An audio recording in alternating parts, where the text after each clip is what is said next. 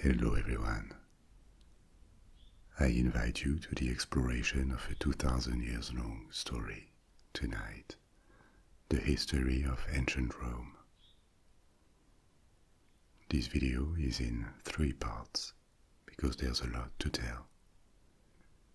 In part 1, we will start from the foundation of Rome and follow its long struggle as a republic to dominate Italy and beyond. How Rome began, its wars in Italy and then against Carthage, its society, and we will finish this part with the rise of Julius Caesar in the 1st century BC. The second part is about the Golden Age and then the decline of ancient Rome, its conquest of the known world, its transformation into an empire, how it was Christianized, how it declined and splitted into 2 separate entities. This part ends with the fall of the Western Roman Empire in the 5th century AD. But the empire was not dead yet. In the east, the Eastern Roman Empire, also known as Byzantium, survived for another millennium, which is the story we explore in part 3. This is a lot, and this long story is also made to help you fall asleep. So if you wish to resume the story later, or go straight to a particular section, you will find timestamps in the first comment. And as always, you can easily download this video, or just the audio, and dozens more if you wish to join my Patreon. There is a link in the description. So as we are about to embark on this very long adventure, please make yourself comfortable, sit down or lay down, and don't hesitate to close your eyes. The visuals are not necessary to follow the story. And now, let's begin.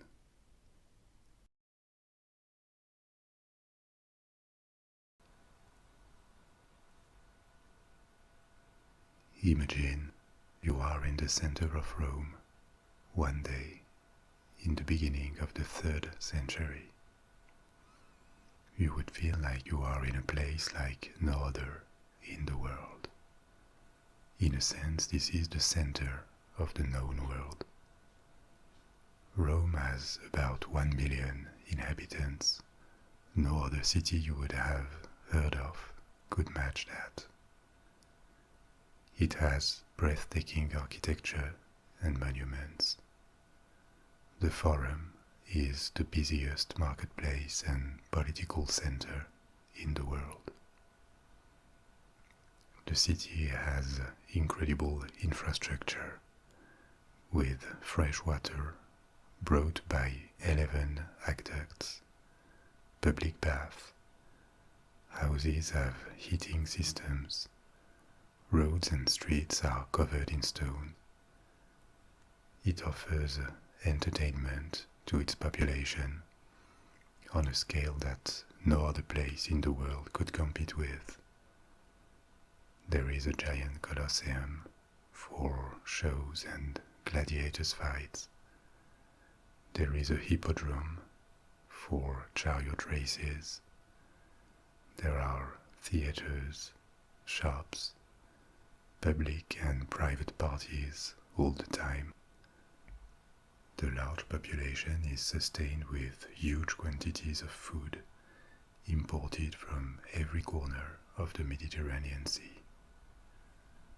There are temples of multiple religions, including traditional Roman gods like Jupiter, Mars, or Apollo, their Greek equivalents, and temples to the main gods from faraway provinces like Osiris, Isis, or Sol Invictus. And there is also this new religion called Christianism, with a single God and a critical view of Roman society. So they are regularly forbidden and persecuted because they are disloyal to Rome. But this is no big concern for now, and you know that nothing, absolutely nothing, could seriously threaten the might of Rome. From the city, you could travel many days or even weeks by sea or by land on modern and well-maintained roads, and you would still be within the frontiers of the empire. Everywhere you would find more cities built like small replicas of Rome, with a forum, temples to Roman and local gods, and people who have adopted Roman customs and mixed them with their own. For a very long time already, this giant empire has kept peace within its frontiers.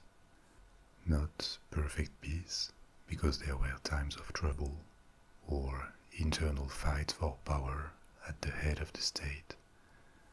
But still, this gigantic territory is incomparably safer and wealthier than it was before the age of Rome.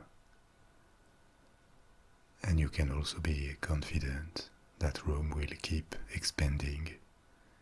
It has not even reached its maximal extension yet, and it seems to be built to last forever. But all this did not happen in a day.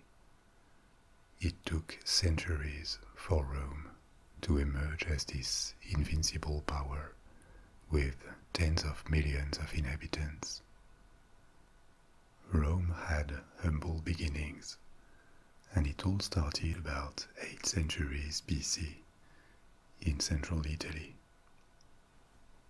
The Romans had a legend about their origins, the legend of Romulus and Remus. According to the legend, Rome was founded in 753 BC as a city and a kingdom by Romulus. Romulus and Remus were twins, and they were the sons of Mars, the god of war, and the virgin Vestal. Vestals were priestesses of Vesta, the goddess of the earth in ancient Rome, and they existed for real. For centuries of Roman history, they formed a college. There were very few of them, only 2 to 6, depending on the period, and they took a vow of chastity. Then they served the goddess and looked after a sacred fire that had to burn constantly. Their worshipping and cultivation of the fire were believed to be crucial to Rome's well-being and continuance.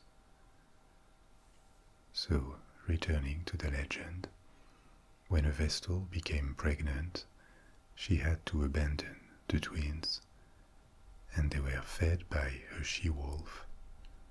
The image of the wolf feeding Romulus and Remus is one of the symbols of Rome. Later, Romulus founded Rome and killed his brother Remus. And to develop the city, he launched an expedition to abduct Sabine women to populate Rome. The Sabines were a people who lived in central Italy. They are not legendary, they existed, and progressively they merged with the population of Rome. It seems this story about Romulus and Remus appeared around the 3rd century BC, when Rome had already grown a lot, and obviously it is a myth. But episodes like the abduction of the Sabine women have roots in reality. So how did Rome disappear. The site where Rome was built is famous for having hills. There are 7 main ones, and the site was occupied for a very long time, including before the foundation of the city. As far back as in prehistoric times, there are signs of occupation. From the 10th to the 8th centuries BC, there were little hamlets on these hills, probably populated by shepherds. In the 6th century BC, the region of Rome, the Latium, was occupied by an antique people called the Etruscans. I'm going to tell you a little bit more about them in a minute, because they were very influential on the culture and traditions of Rome. And from this period, the 6th century BC, the various groups of houses and villages merged into a town. A light fortification was built around it, and Rome became a small city.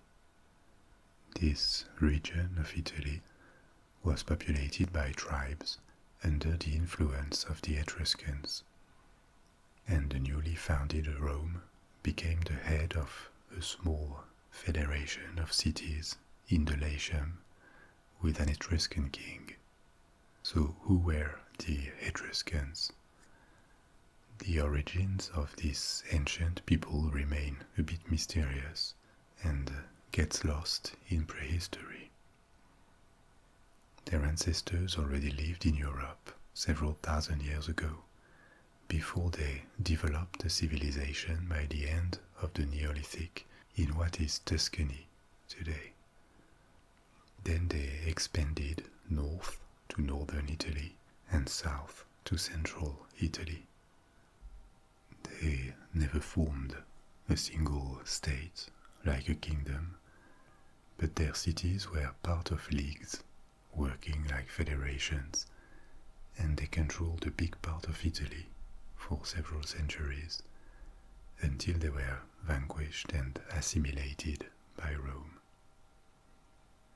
Because the origins of Rome remain imprecise, there are conflicting views about the role of the Etruscans.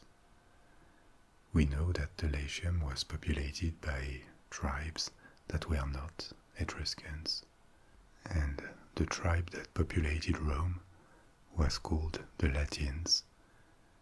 But it is unclear whether the Latins founded Rome and then fell under the influence of the Etruscans, or if the Etruscans themselves took the initiative to found the city and organize it. What we do know is that the first kings of Rome were Etruscans, and the Romans adopted many traits from their culture and society. The Etruscans had achieved the organization of their society into a state or several states. It sounds like a given today, but in the antiquity it was not. A collection of tribes could live on a given territory without creating a central power and an administration. Forming a state implies a certain level of organization and political thought. The Etruscan political system changed progressively.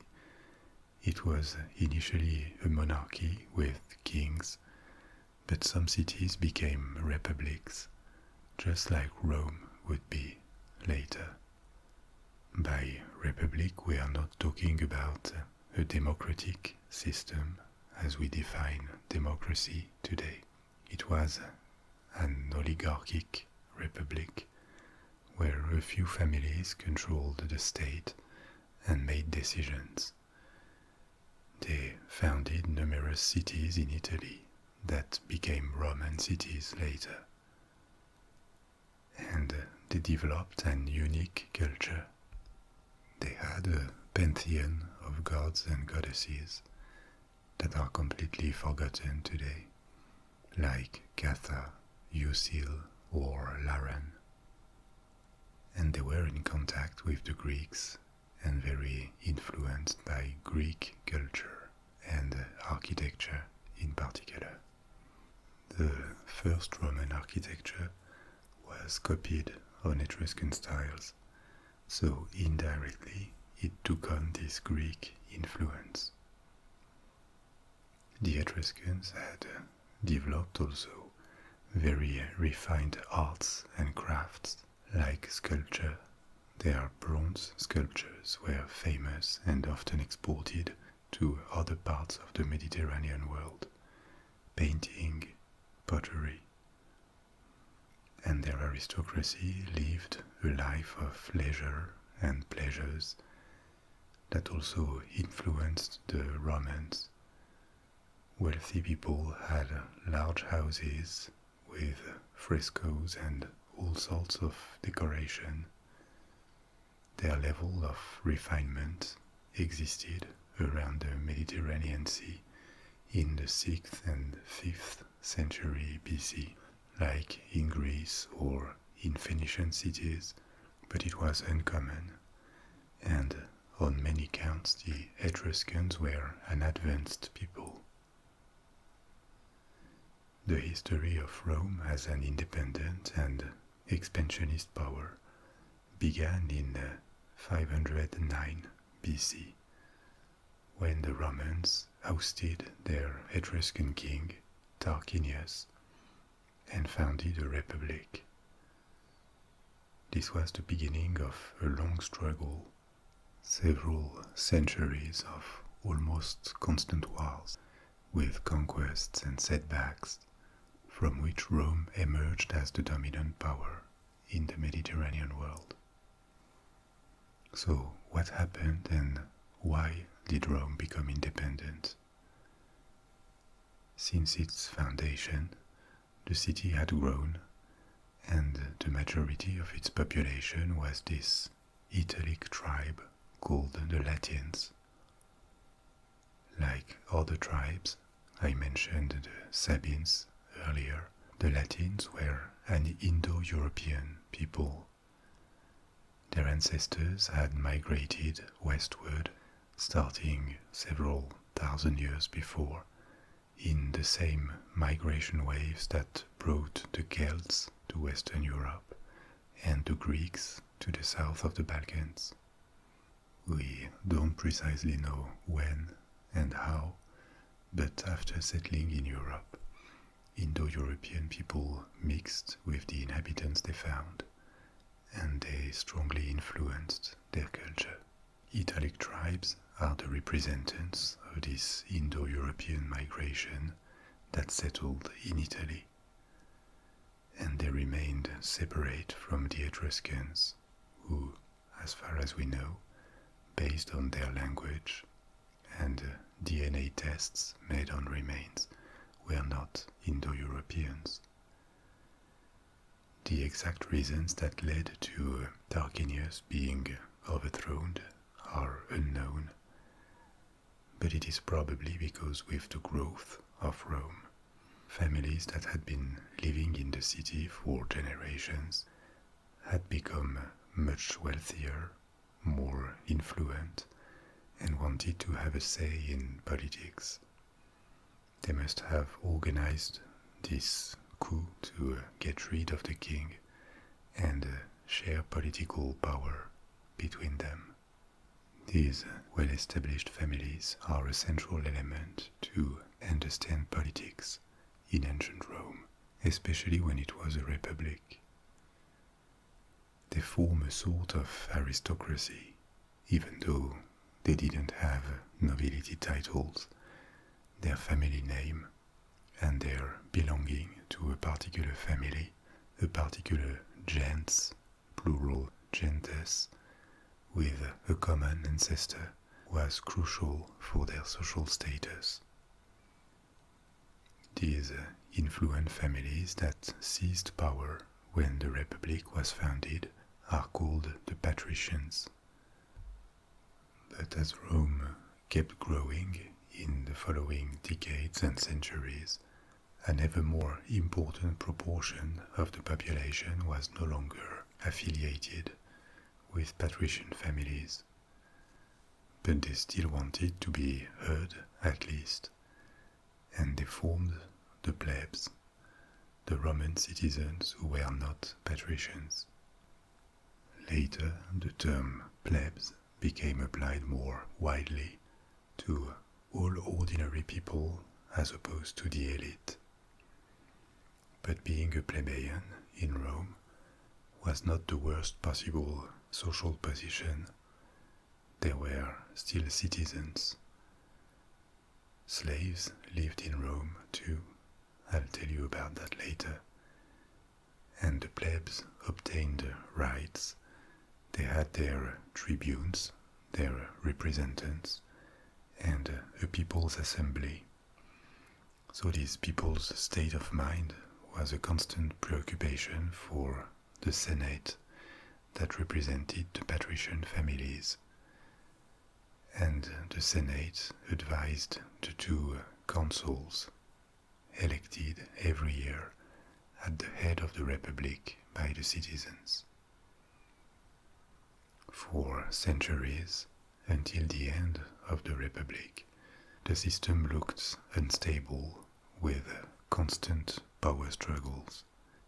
And yet, for centuries, every time Rome needed to be defended, or when big decisions had to be made, the various factions managed to make it work without putting an end to the Republic.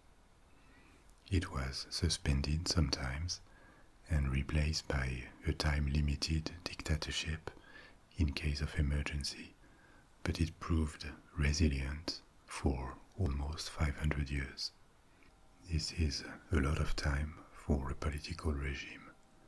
You wouldn't find many countries in the world today that have maintained the exact same political system for such a long time.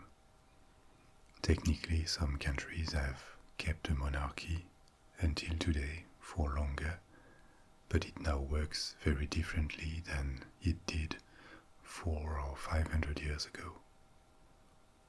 I told you the story of the Roman Republic was shaky. Apart from internal tensions in Rome, there were considerable hardships. When Rome became a republic, it was still a marginal, forgettable power in the Mediterranean world. Greece was much more relevant. Greece was a collection of small city-states and kingdoms. But Greek culture, and trade too, was highly influential, and wherever you were in the Mediterranean Sea, from Spain in the west to the Levant in the east, you were never very far from a Greek presence, because Greek cities had founded many colonies all around the sea. There were also the Phoenicians, a people of sailors and traders based in the Levant initially, roughly what is Lebanon today, and they also developed remote colonies and trading posts all around the Mediterranean Sea, the most famous of these colonies being Carthage. North of Italy, on the other side of the Alps, lived Germanic tribes and the Gauls.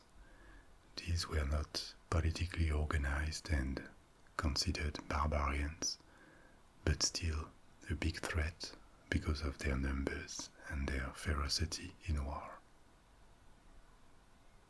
So Rome started expanding modestly by absorbing small towns and villages, and then expanded to the mountains around Latium, including to the territory of the Sabines. This episode that saw the Sabines become part of Rome was probably the origin of the mythical story about the abduction of Sabine women. In the 4th century BC, Rome was threatened by a Gaul invasion of Italy. The Gauls lived mainly on the other side of the Alps in modern France, but they had occupied the north of Italy. And at the beginning of the 4th century, they attacked the Etruscans that lived between them and the Romans, and they looted Etruscan cities and kept marching south in the Italian peninsula. They bet the Roman army and they occupied Rome almost entirely. The only part they could not take possession of was the fortified capital, considered to be the heart and origin of the city, on one of the hills. Eventually, the Gauls accepted to leave Rome with a big ransom, 1,000 pounds of gold. And there is a famous anecdote. It's hard to tell whether it really happened or not. When the Romans were presenting the ransom that was being weighed on a scale, the Gaulish chief, Brennus, would have thrown his sword on the scale to make it heavier and said, Vae victis, which is Latin for woe to the vanquished, meaning that those who are defeated are entirely at the mercy of their conquerors. So Rome's beginnings were not that brilliant. The city was little more than a small state a century after becoming a republic, and it was already defeated and occupied. After the Gauls left, a fortification wall was built around the city, but for a long time Rome remained stuck in a long intermittent war against the Samnites, another Italic tribe that lived in south-central Italy. This war lasted for 70 years, and Rome suffered big defeats along it, but ultimately they managed to subjugate the Samnites. In the 4th and 3rd centuries, Rome was focused on controlling Italy, conquering Etruscan regions to the north and fighting in the south against various opponents, in particular King Pyrrhus of Epirus. Pyrrhus was a Greek general and then king of Epirus in the west of Greece. He fought against Rome for the control of South Italy and won several battles, but at such a cost that he is mainly remembered through the phrase Pyrrhic victory. A Pyrrhic victory is when your victory costs you so much and leaves you so exhausted that it doesn't feel like one and you cannot benefit from it. After years of fighting, Rome finally became victorious and expanded to the south. So about a century after it was occupied by Brennus, Rome had reversed its fortune and become a regional power. As you see, war was almost constant, and early Rome was at risk of disappearing if it was vanquished.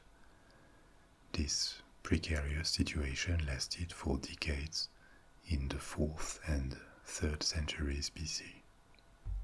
And just as Rome was becoming a bit more comfortable in Italy, began the rivalry with Carthage and the Punic Wars. We're going to talk about that in a minute. But in the meantime, it didn't stop the city from growing and developing a civilization of its own, taking in influences from the Etruscans, the Greeks, Italic tribes, and other people from around the Mediterranean that the Romans came in contact with.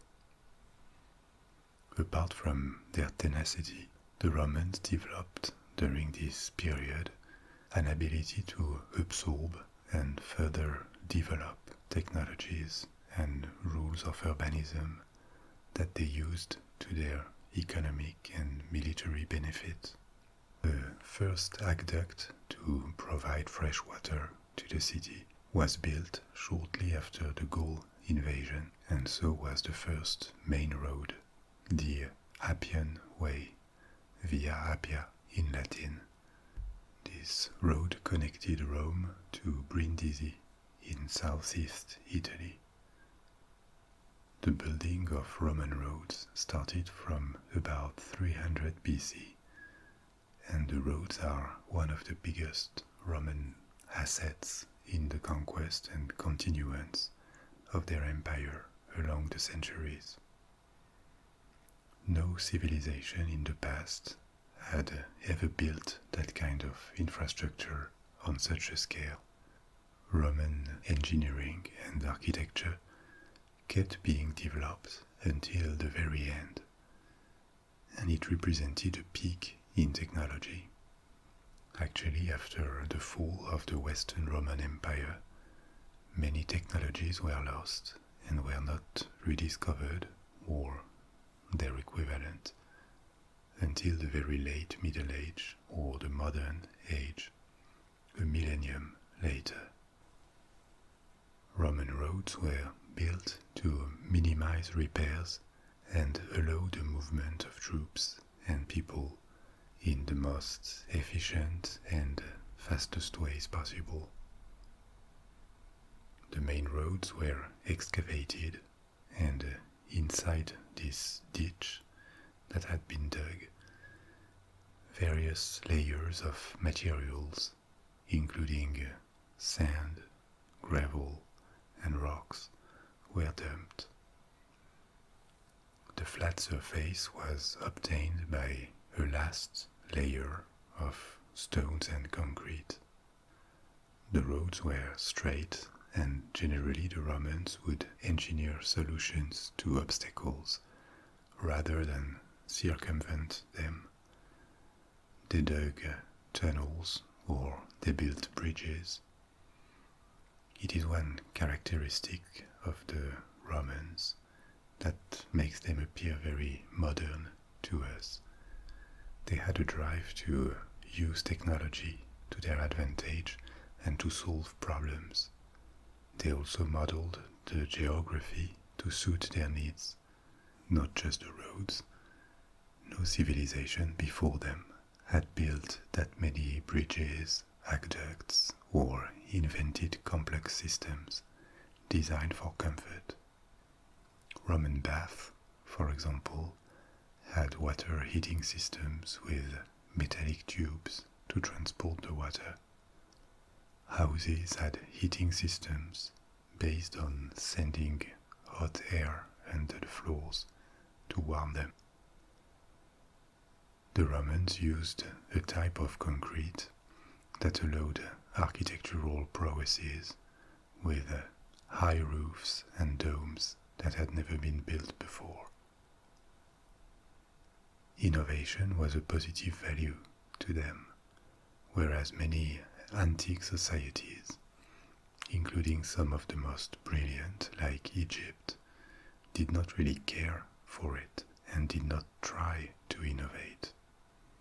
So this innovative drive and also the willingness to adopt any technology that works wherever it comes from is a Roman characteristic that explains a lot of Roman expansion and longevity. The Romans ended up with much better infrastructure, weapons, warships, even though it was initially not their strength, agricultural productivity than any of their neighbors. And this made the Roman way of life more attractive to other people, making them accept conquest more easily, and made Rome wealthier and better organized than any other civilization before.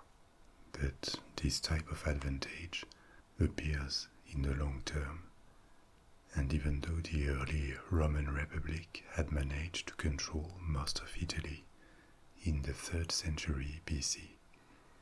It was faced with maybe its biggest opponent to date, Carthage. I made a story about the history of Carthage that you will find in the description. Carthage was a Phoenician colony that developed its own sphere of influence with smaller colonies and trading posts in the western half of the Mediterranean Sea. The city was in Tunisia, and by the 3rd century BC, it had turned into the largest trading power in the Mediterranean world. Its power was based, in particular, on the control of the sea, with a considerable merchant and war fleet.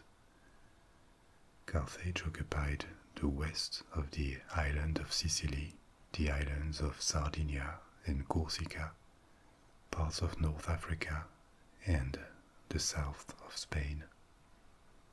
Its expansionism clashed with Rome's in the 3rd century around the control of Sicily and also the control of the lucrative sea lanes that connected the western Mediterranean with Greece, Egypt, and the Levant, and the north-south routes between North Africa and the south of Europe.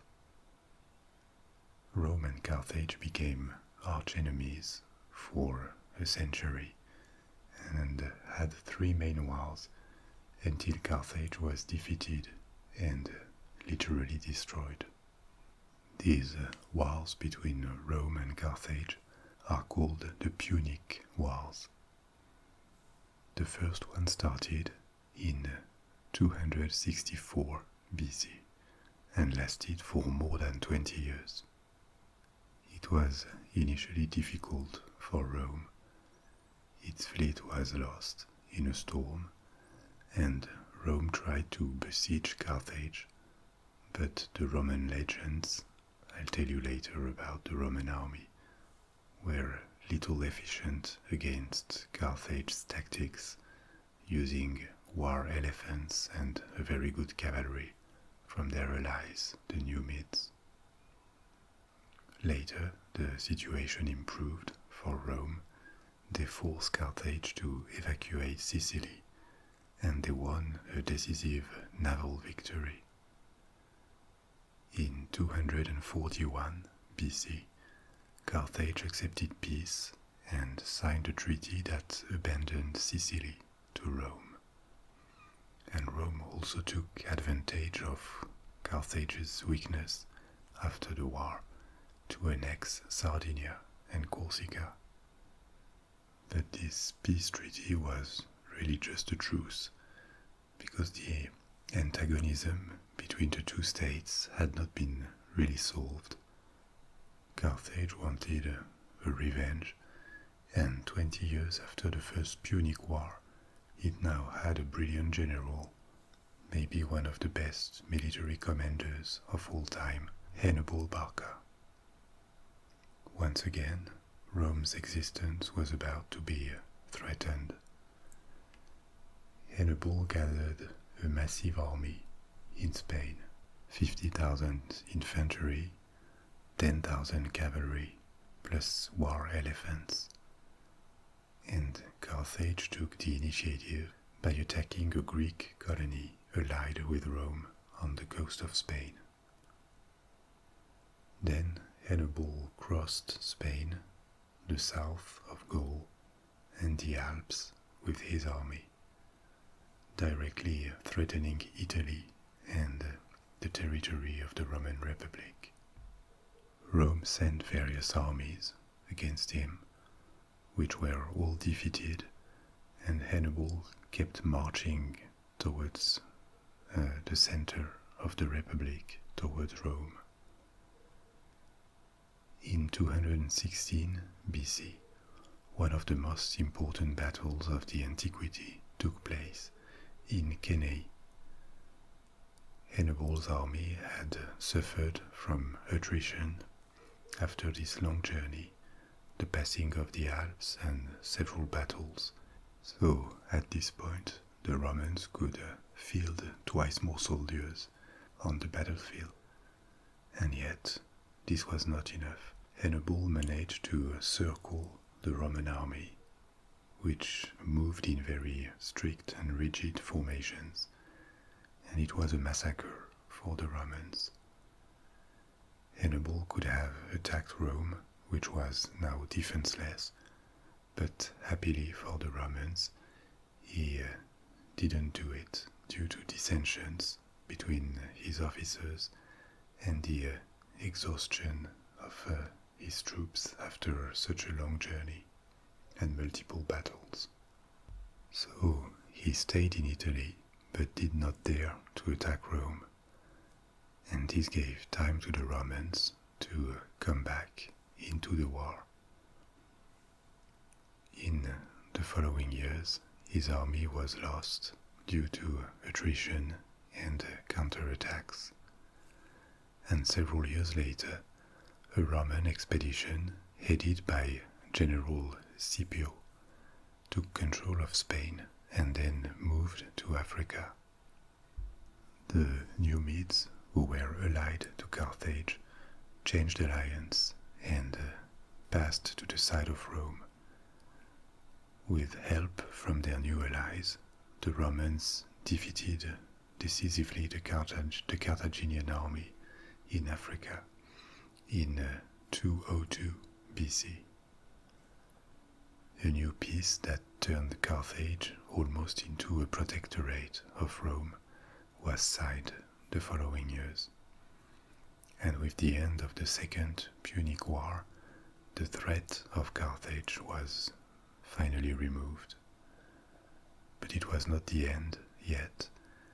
50 years later, the Romans grew worried again about a possible resurgence of Carthage, and they had been so traumatized by past wars, and especially Hannibal's expedition in Italy, that they decided to take no risk. They started a third Punic War in 150 BC and besieged the powerful city for 3 years until it surrendered. The survivors in Carthage were sold as slaves and the city entirely destroyed, finally removing any future risk for Rome. And it is true that once the Carthage menace eliminated, Rome would now expand faster than ever in the 2nd and 1st centuries BC.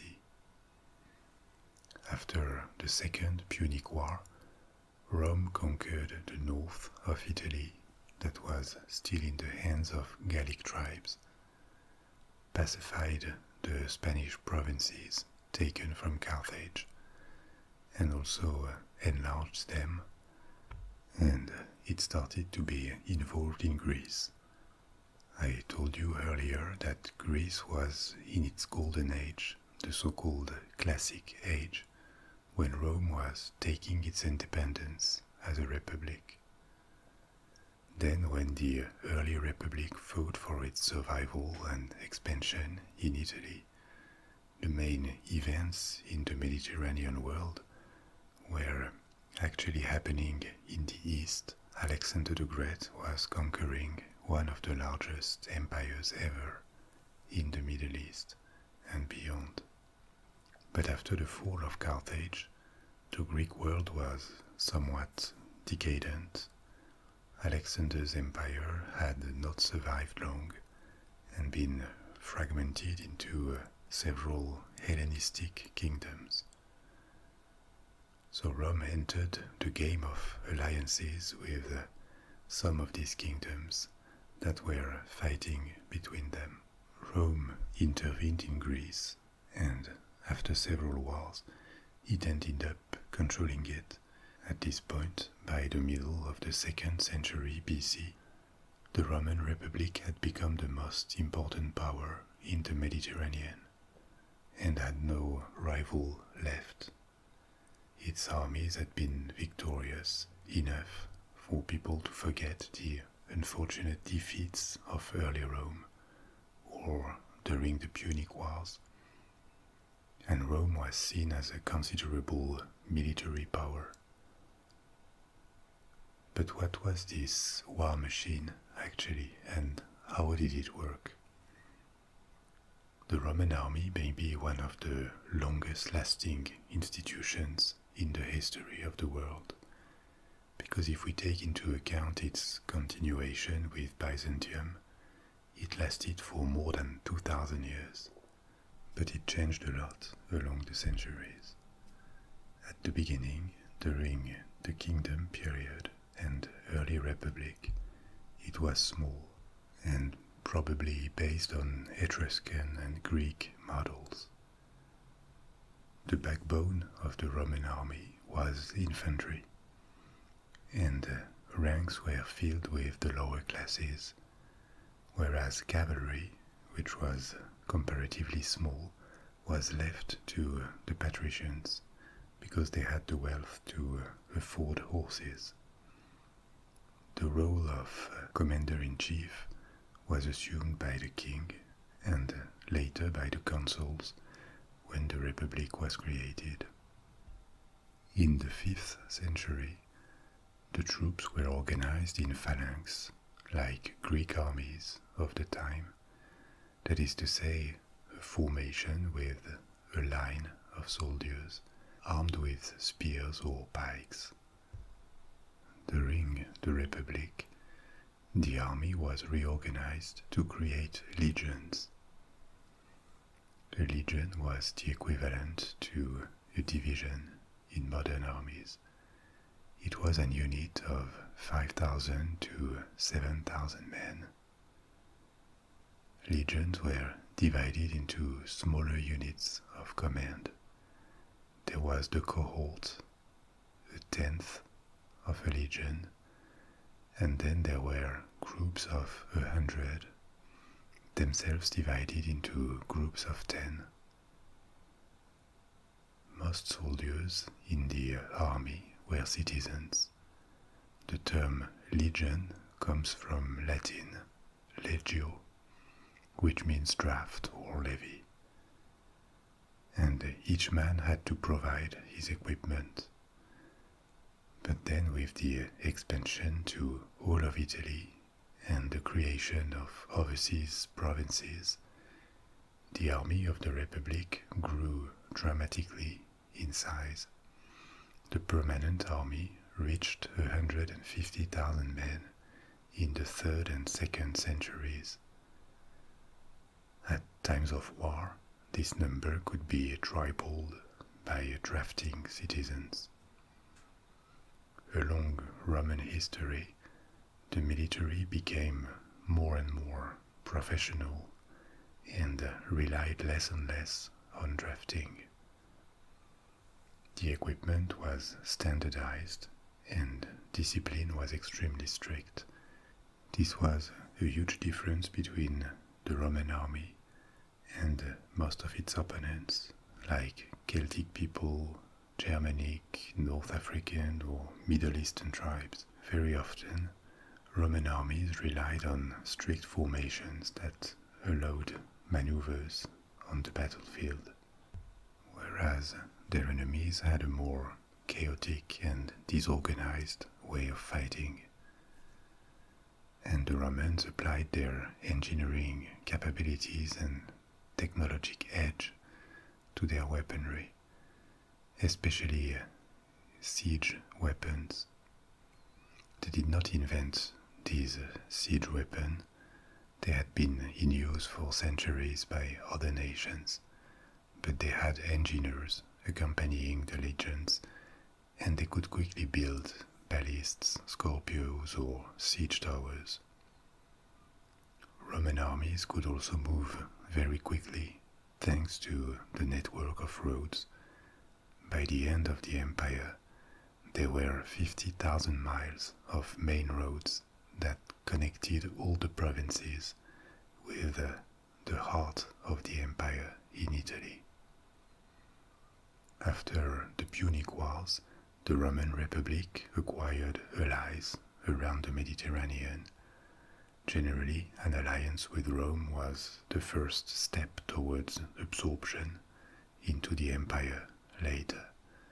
So Roman armies fought often alongside non-Roman troops that remained separated from them in the battlefield.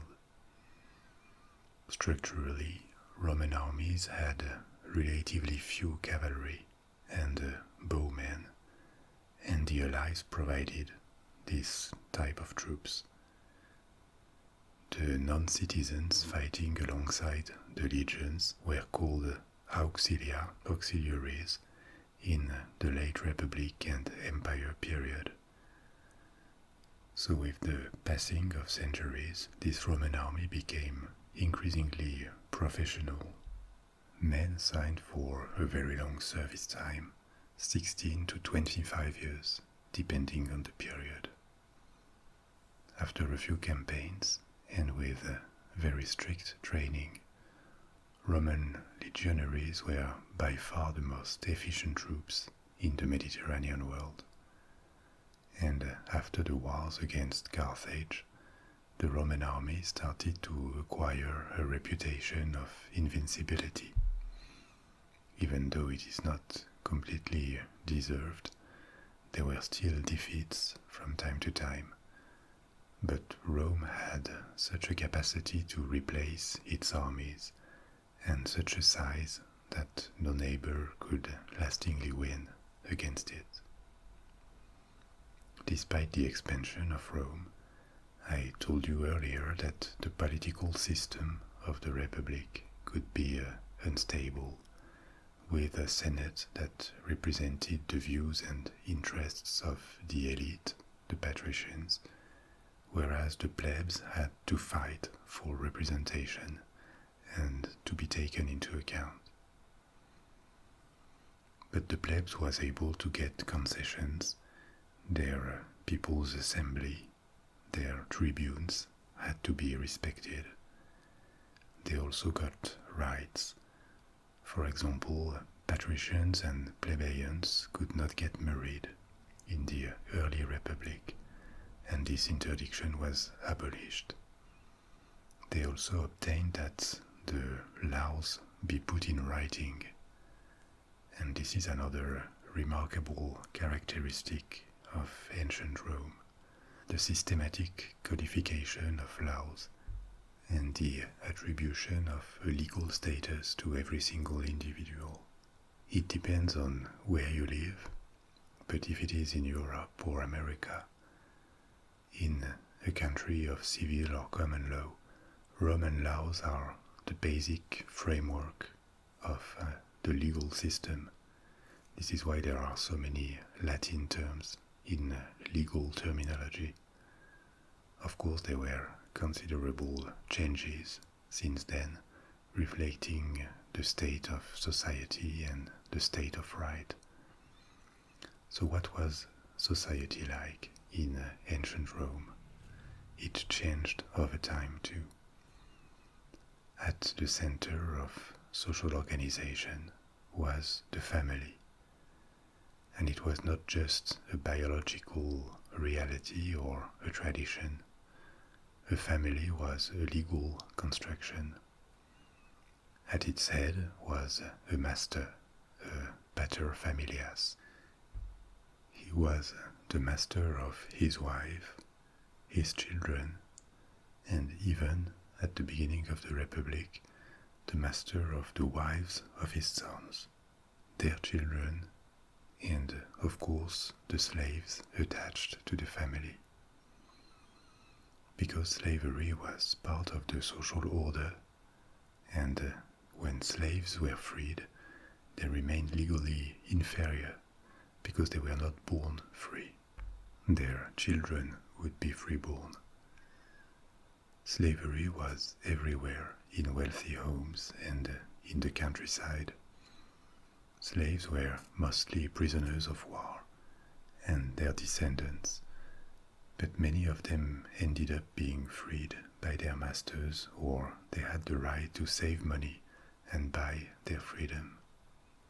From a legal standpoint, slaves were considered movable property, almost like a piece of furniture, because there were a few limitations.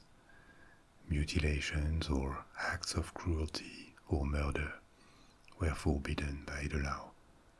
But obviously, between the state of right and practice, there can be a gap. And in fact, life as a slave could be anything from a daily nightmare to almost a decent life when slaves had more generous masters. Apart from the limitation, inequality in status was part of the law. Women were minors, and members of the family, the gens, had very little rights. The paterfamilias was like an absolute king at the head of the family and could punish or make decisions to his discretion.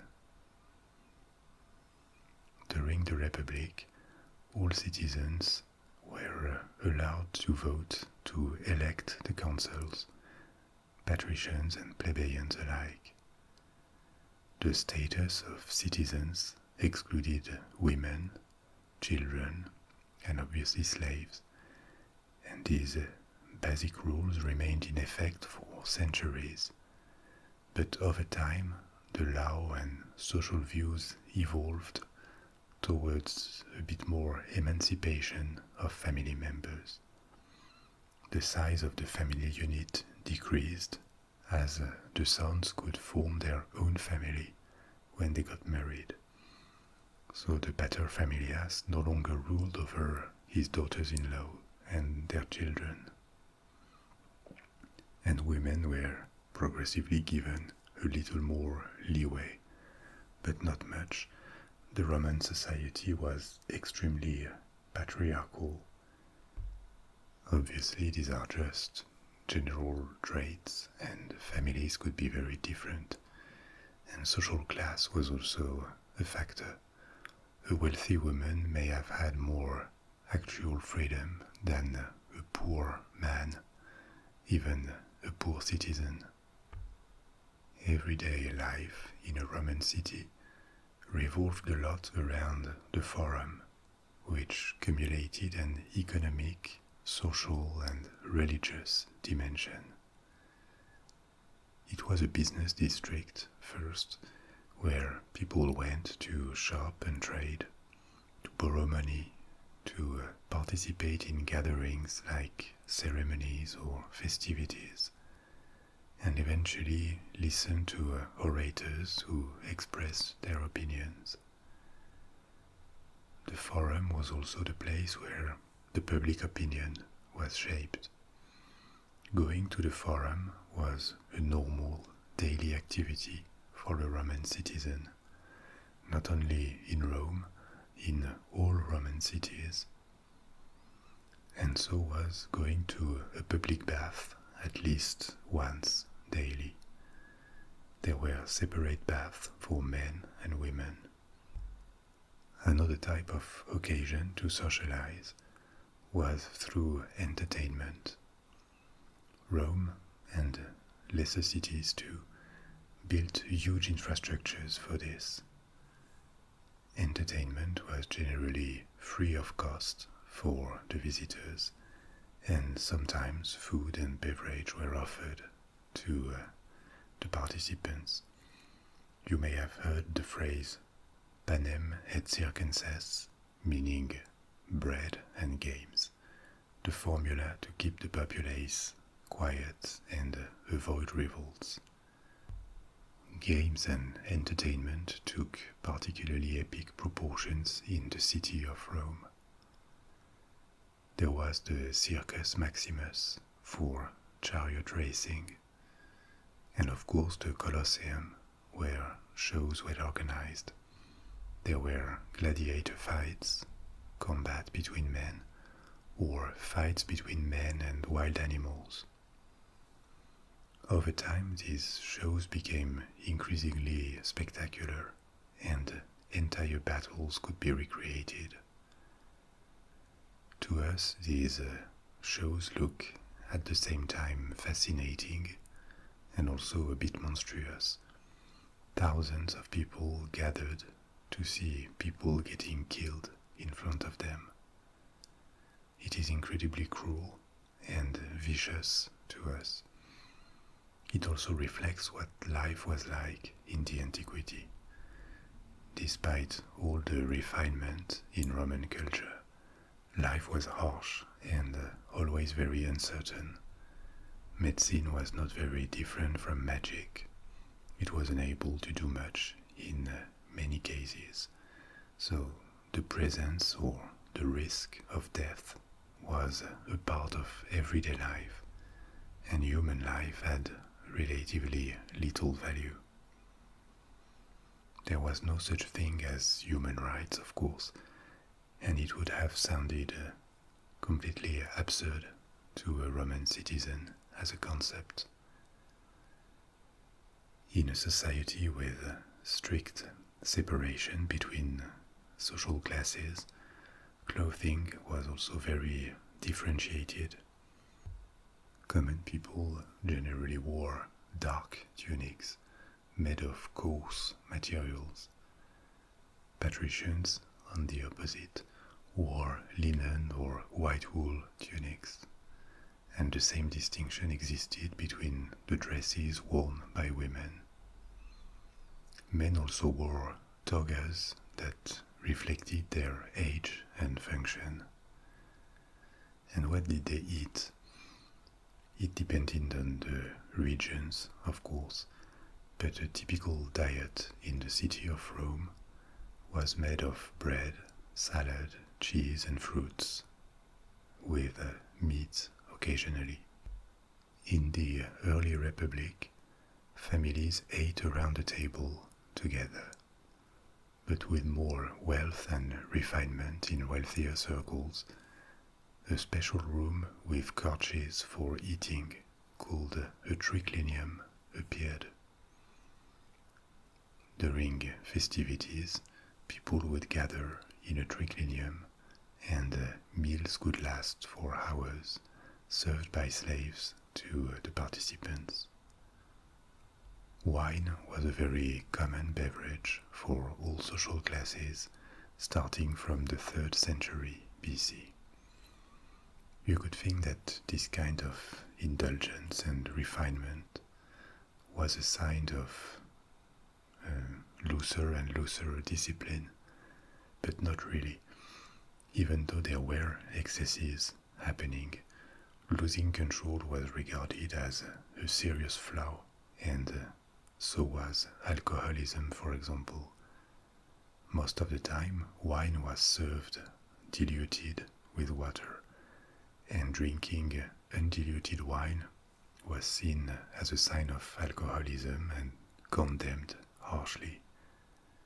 In political life, the accusation of alcoholism or softness was frequent against opponents. Another major part of social life was religion. We generally don't represent ourselves, the Romans, as very religious, like, say, the Egyptians, because there are other traits to their civilization, and there was close to no religious fanaticism or fundamentalism in ancient Rome. Actually, the Romans never tried to force their gods on anyone. They would just build temples that coexisted with local deities. The idea that proselytism was necessary was alien to them. They just did not see the point. So in this sense they were tolerant when it comes to religion. But this tolerance had limitations because the frontier between religion and social order, or between church and state, was completely blurred. Participating in religious ceremonies and showing respect to gods and traditions was a way of socializing and showing your belonging to the world of Rome. I'll tell you later about the emergence of Christianism in the Roman Empire and the persecution of early Christians. They were not persecuted on religious grounds, precisely. The single God that the Christians believed in could have perfectly coexisted with traditional Roman beliefs. The problem was that the Christian faith rejected all other gods as fake idols that should have no place. And Christianism was also critical of many Roman traditions. So when it started to spread, this new religion was perceived as a revolutionary threat directed at the very basis of Roman society. The Christians were asking for the elimination of all other deities and refused to participate in the ceremonies and festivities that regularly reaffirmed the foundations of Roman society. There had been nothing of the sort before Christianism, and this is why for a very long time, until the Christians finally won the fight and obtained the conversion of emperors to the new faith, Christians were seen as an aggressive, fanatical cult that had to be eliminated to preserve social order. But as I said, socializing and being a citizen meant participating in ceremonies, making presents to the gods, and showing signs of respect to Roman traditions. Most public events had a religious dimension. For example, there was the Roman Triumph. It was a parade organized to celebrate the victories of a general. At its core, the triumph was a religious procession. The general displayed his piety and his willingness to serve the public good by dedicating a portion of his spoils to the gods, especially to Jupiter, who represented authority and just rule. Apart from public displays of religiosity, religion was also a daily, private matter.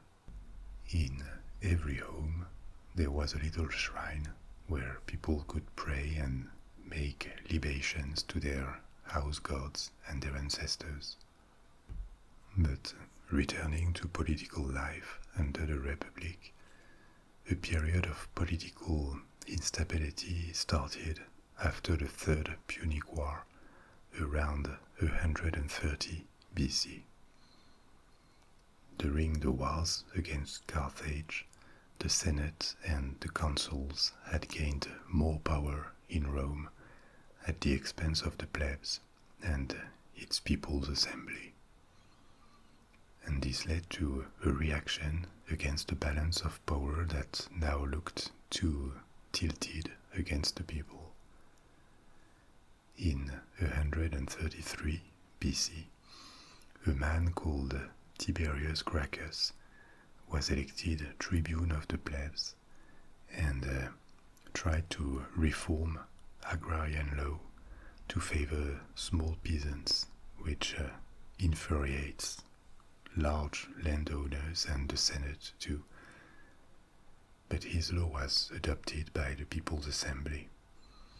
So several senators organized his assassination to get rid of him. But 10 years later, his brother, Caius Gracchus, was elected tribune of the plebs and kept pushing in the same direction. And even further, he proposed a law that would make it compulsory for the state to provide cheap wheat to all poor citizens in Rome. This was unacceptable for the Senate, which gave all powers to the consul to crush Gracchus' supporters. Troops were brought to the entrance of Rome and forced the separation of Caius Gracchus' followers. Calm came back in the following years, but this episode with the Gracchus brothers was extremely dangerous and damaging to the Republic, because violence and assassination had become ways of governing which they weren't before. This weakened the Republic and can be seen as the beginning of a process that will ultimately destroy it from the inside. A few years later, things didn't improve. A general called Marius rose with the support of the plebs. He was sent to pacify Numidia in North Africa, and he returned covered in glory. He was elected consul 6 times in a row and gained more military glory against the Germans in the south of Gaul at the end of the 2nd century BC. He was so popular that the People's Party hoped to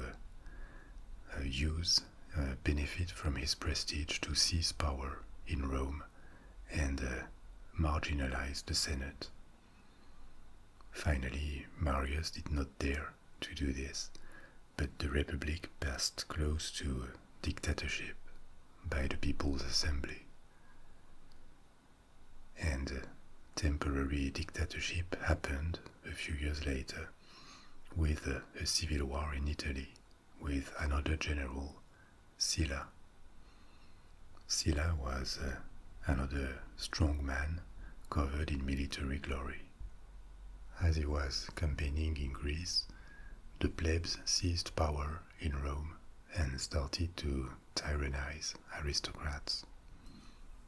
Sulla returned to Italy and fought armies sent by the People's Assembly. He finally won and took Rome back from the hands of the People's Assembly, becoming a dictator. And he used his power to re-establish balance with the Senate. Sulla is remembered as the model of a dictator because after he had used his extraordinary and supposedly temporary powers to restore the Republic, instead of staying, he abdicated and ended his life as a simple citizen. Despite this restoration and the ongoing expansion abroad, the Republic remained unstable and faced with multiple threats in the 1st century BC. The Senate and the People's Party were still fighting, and at some point the provinces of Spain revolted, pirate activity increased, and began to threaten supply lines to Rome. And on top of this, a major slave revolt happened in Italy around the famous slave and gladiator Spartacus. Spartacus' revolt was repressed violently. It is not the only slave revolt that happened, but it is certainly the largest and the most famous one. Faced with all these simultaneous threats, the Senate gave an army to another providential man, Pompey. Pompey was very efficient in solving problems for the Senate. He crushed the People's Party, then he pacified Spain, and he finished to destroy Spartacus' army. When he returned to Rome, he was seen as a savior, but he had his own autonomy and was not just a creature of the Senate. He used his powers and influence to re-establish the rights of the tribunes of the plebs, which made him even more popular. And he gained even more popularity by supervising the elimination of the pirates' threat and winning more battles in the eastern regions of the Roman territory, in Anatolia, Syria, and Palestine. In his absence, because he stayed in the Levant for 5 years, two men rose in Rome. Crassus, a very wealthy politician who became head of the People's Party, and behind Crassus, Julius Caesar.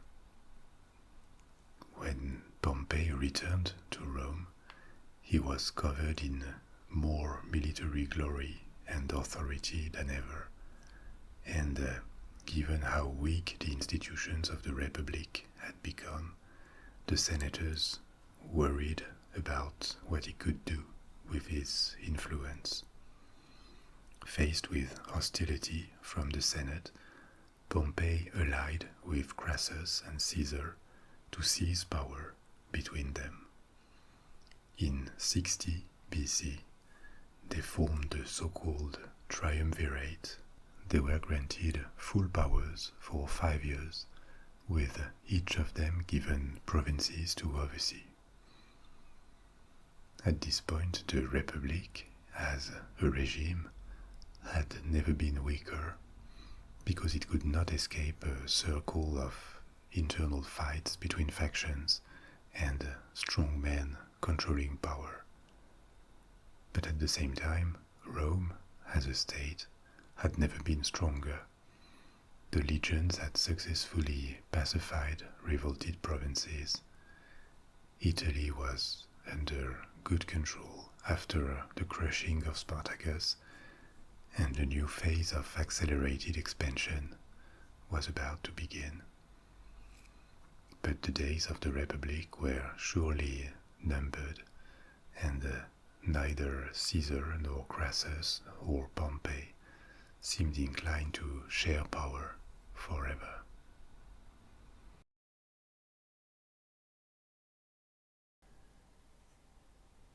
So we left the Roman Republic by the middle of the 1st century. The Roman Republic was already very ancient by then. It had been founded by the end of the 6th century BC and had already gone through many hardships to stabilize its institutions, conquer Italy, defeat Carthage, and expand all around the Mediterranean Sea. By the middle of the 1st century BC, Rome had become a dominant power, and it already occupied Spain, the south of Gaul, Italy, Greece, and parts of North Africa and the Middle East. Rome was wealthy, technologically advanced, and had the largest and most powerful army in the known world. But the regime, the institutions, the Republic looked increasingly fragile and threatened. You remember that the Republic was based on a balance of power in the city of Rome between social classes. There was an elite, the patricians, who controlled the Senate, and the rest of citizens, forming the plebs. After several centuries, these institutions were very respected, and Romans were culturally very suspicious of individuals trying to seize power for themselves. Political power in Rome was little personalized. There were 2 consuls. They were re-elected every year. But even though the republican system had been very resilient for a long time, it looked increasingly weak in the 1st century. Politics had turned more violent, with the Senate or the plebs willing to use violence and assassination to impose their views. Over the past decades, several strong men had appeared, and they had been seen by a faction or the other as a mean to impose their will, like generals Marius and Sulla, and more recently Pompey. Senators and tribunes of the plebs were perfectly aware of the risk this could represent for institutions, and yet they couldn't help playing this game when it could serve their interests. In the 70s BC, the strong man of the moment was Pompey. He had served the Republic and Rome very well by pacifying Spain, organizing the elimination of pirates in the Mediterranean Sea, and finished to repress the revolt of slaves behind Spartacus, and even sailed to the Levant to conquer more provinces for Rome. When Pompey returned from the east after 5 years, his military glory and authority were unmatched, and these were the best way to power and influence in Rome. But many senators were worried by what he could do with this influence, and they turned hostile. So Pompey allied with the two men who had risen in his absence, Crassus and Caesar. The three of them were given full powers for several years. They shared power between them, which was more acceptable in Rome because of the republican traditions, and their unofficial alliance is called the Triumvirate. This is where we stopped at the end of part 1. Neither of the three was that inclined to share power forever, and they tried to use the years they had ahead of them to strengthen their positions. Crassus was initially the political patron of Caesar. He had amassed a considerable fortune and was even called the richest man of Rome, and had been elected tribune of the plebs. Crassus and Pompey hated each other, and their alliance was constantly unstable. Actually, it lasted for a few years only.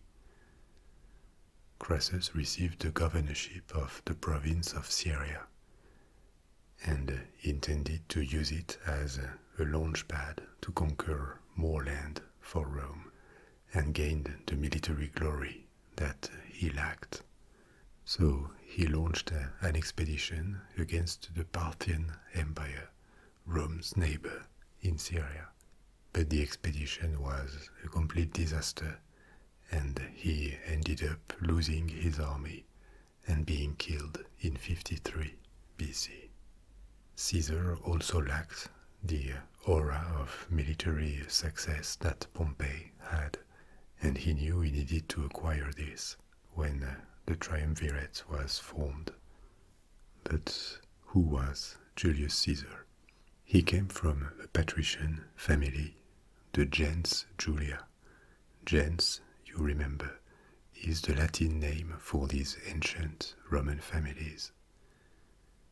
And Caesar had become the master of the family early, at 16, following his father's death. At a young age, he started a political career and took on responsibilities. In the years before the formation of the Triumvirate, he made a political alliance with Crassus, and the two men never betrayed each other.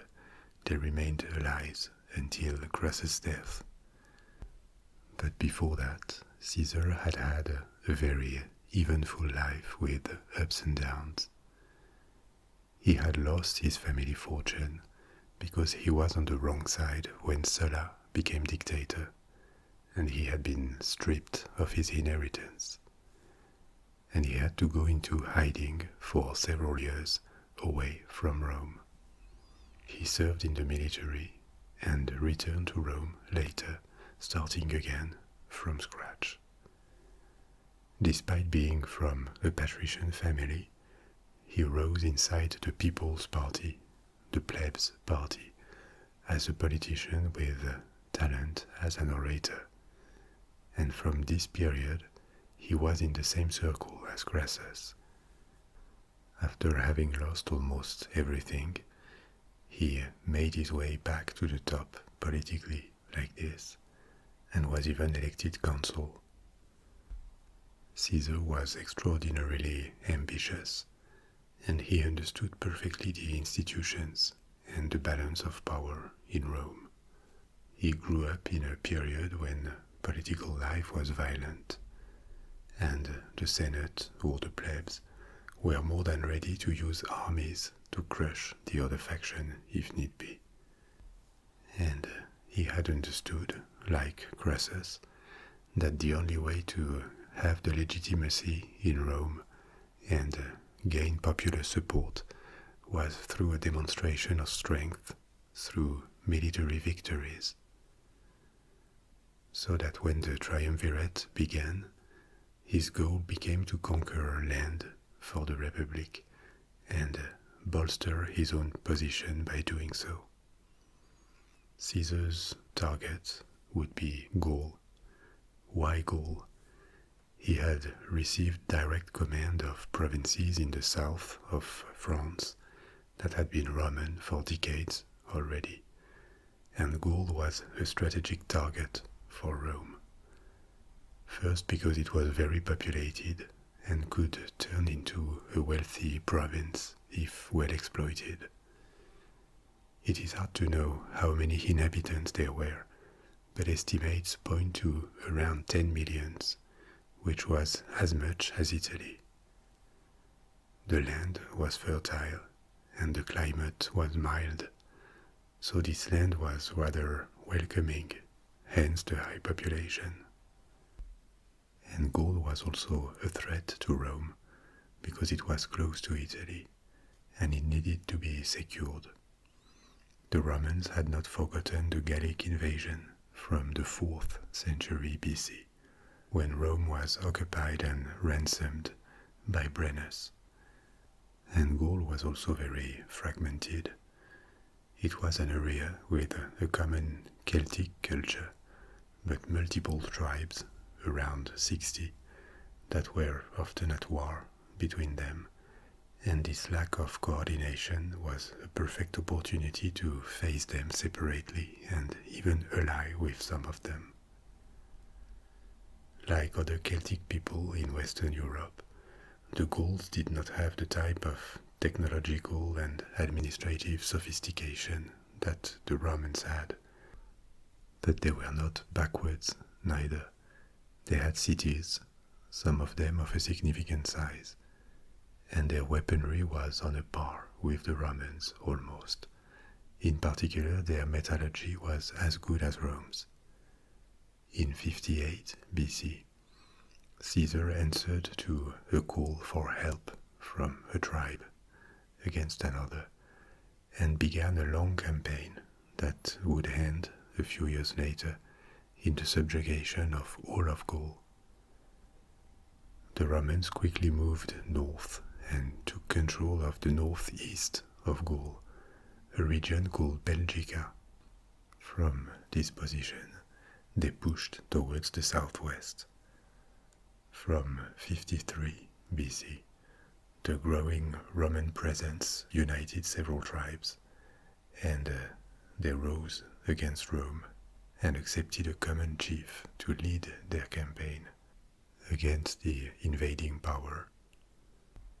This chief was called Vercingetorix, and he was the chief of the Arverns, a tribe from central Gaul. In 52 BC, a big army under Vercingetorix bet 6 legions commanded by Caesar at the Battle of Gergovia, which was a huge setback for Rome, but only a temporary one, because the same year Caesar managed to circle and besiege Vercingetorix and the Gallic army inside the city of Alesia. This is in Burgundy today.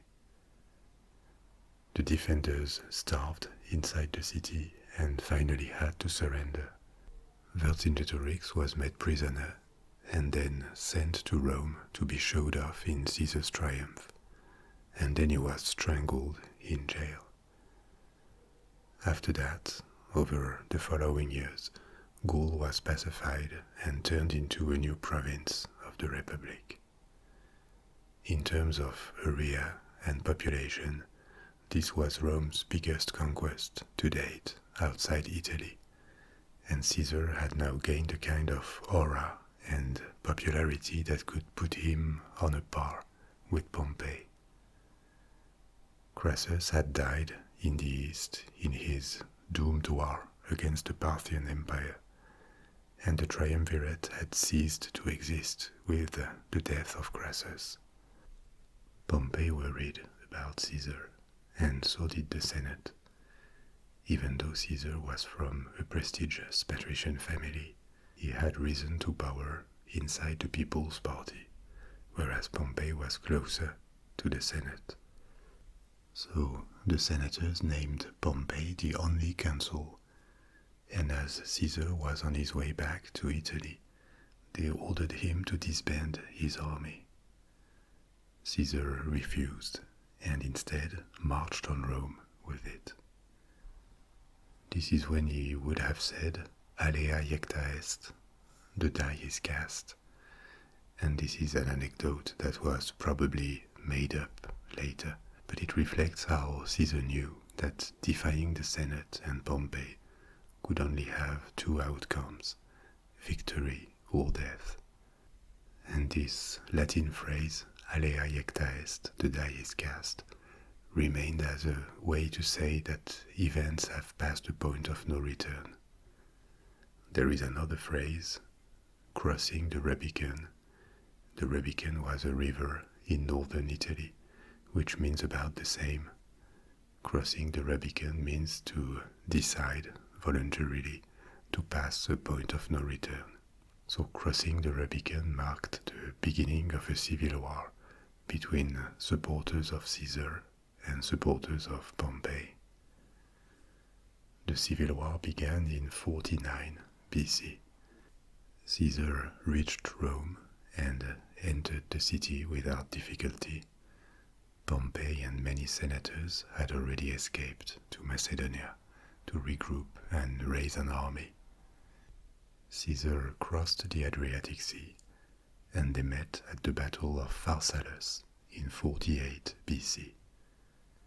This was a decisive victory for Caesar, despite his smaller army. Pompey escaped to Egypt, and Caesar followed him. But when Caesar reached Egypt, King Ptolemy XIII had already ordered the assassination of Pompey and sent his head to Caesar. Egypt at the time was still an independent country, with a Greek dynasty, the Ptolemies. This was an attempt to gain the new master of Rome's favors, but it completely backfired for Ptolemy. Instead of gaining a grateful friend, he made an enemy, in fact. Caesar was first and foremost a politician, and his goal was more to consolidate his power than seek revenge against Pompey. Showing mercy and uniting factions was the best way to appear above everyone else and secure his power, which is why he forgave many senators and other supporters of Pompey and even gave them back their positions. Caesar was hoping he could do the same with Pompey himself, which would have been a fantastic public relation operation for him. But by trying to gain his favors, Ptolemy XIII stole this opportunity from him. In Egypt, Caesar met Cleopatra. She was fighting against her brother Ptolemy to become the sole ruler of the country, and Caesar started a relationship with her and helped her secure the throne. I made a video about Cleopatra telling this particular story. I'll put a link in the description. So, because Pompey had been assassinated before Caesar could convince him to accept defeat and become loyal, he had to keep fighting against the remains of Pompey's family and supporters in the following years. From Egypt, Caesar also kept campaigning in Asia, what we call Asia here, is Asia as it was defined by the Greeks and the Romans. Asia began in Turkey, and the world east of Mesopotamia was very mysterious to them. The Romans were perfectly aware that there were countries far away in the east. Alexander the Great had reached Central Asia and even India, and they also knew about China, because in the antiquity already there was the Silk Road that brought various products from the Far East by land mainly through Central Asia and the Middle East. After changing hands many times, precious Chinese products and spices from Southeast Asia arrived in Rome. I'll put another link to the video about the Silk Road in the description. So, returning to our story, by 46 BC, Caesar had finished pacifying the Republic's provinces, and this Republican empire was larger than ever. And in Rome he had promoted himself to dictator for life. The Republic still existed, and so did its institutions. But in fact, a dictator for life is not that far from a king or an emperor. By gathering so much power in his hands, whereas there was no imminent threat that called for it, and without a time limit, Caesar was continuing the weakening of republican institutions, almost ruining them. And he could not know it, but he was paving the way towards the transformation of the republic into an empire governed by a single person. Maybe this was inevitable back then. Long before Caesar, the functioning of institutions had started to deteriorate and had turned more and more violent. Several civil wars had taken place in less than a century. And because of Rome's size, with all these new provinces far away, maybe the kind of republic that worked well when the territory was smaller was now doomed.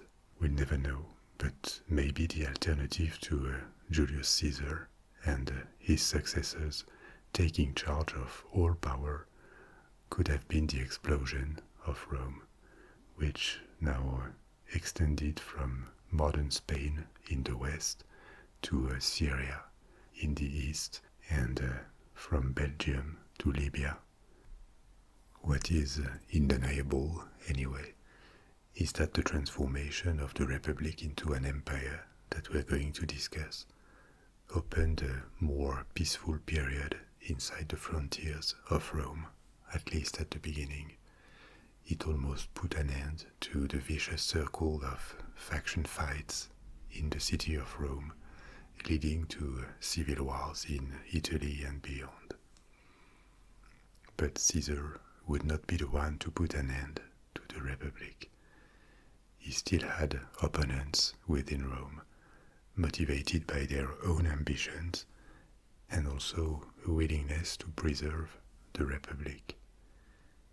He also had opponents to his politics, especially in the ruling and wealthier classes, because as a dictator, he applied for a large part the People's Party's program.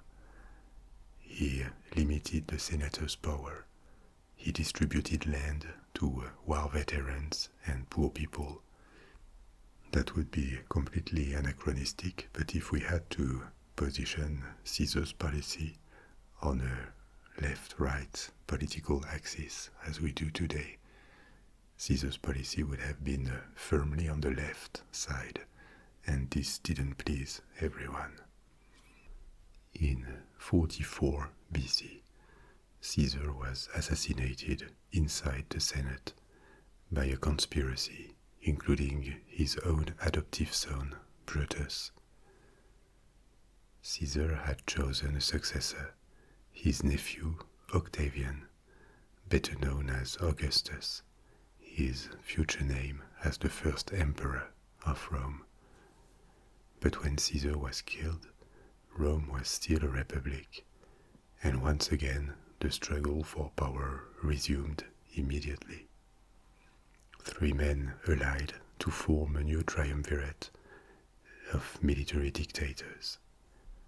The three men were Octavian, the heir, and two consuls, Marcus Antonius, better known as Mark Antony, and Marcus Lepidus. The latter was a close ally to Caesar until his assassination. The three members of this new triumvirate shared between themselves the administration of provinces, like had been done before in the first triumvirate 20 years earlier. Octavian took the western provinces, including the city of Rome, Mark Antony the east, and Lepidus the south with North Africa. Like Julius Caesar before him, Octavian was not inclined to share power, and his main rival was Mark Antony, who was now away from Rome. Octavian and his supporters were trying to discredit Mark Antony in Rome, and they were helped when he started a relationship with Cleopatra in Egypt. This gave him an image of weakness in Rome for being in the arms of a foreign queen, and obviously Octavian's supporters pushed this narrative. By then, Egypt was under the influence of Rome, but it was still officially independent. And it was also a very strategic region in the Mediterranean world, because Rome needed grain from the Nile Valley. Italy alone did not produce enough of it to sustain its population, including the city of Rome itself. And like Gaul and Italy, the delta and valley of the Nile had a very large population. Ptolemaic Egypt was not a threat to Rome, but Egypt allied with a council controlling the eastern part of the Republic could be a threat. And like the first triumvirate, the second one turned into a civil war. Octavian won it after a decisive naval battle at Actium in 31 BC. This is probably the largest naval battle of the antiquity. It sealed Mark Antony's and Cleopatra's fate.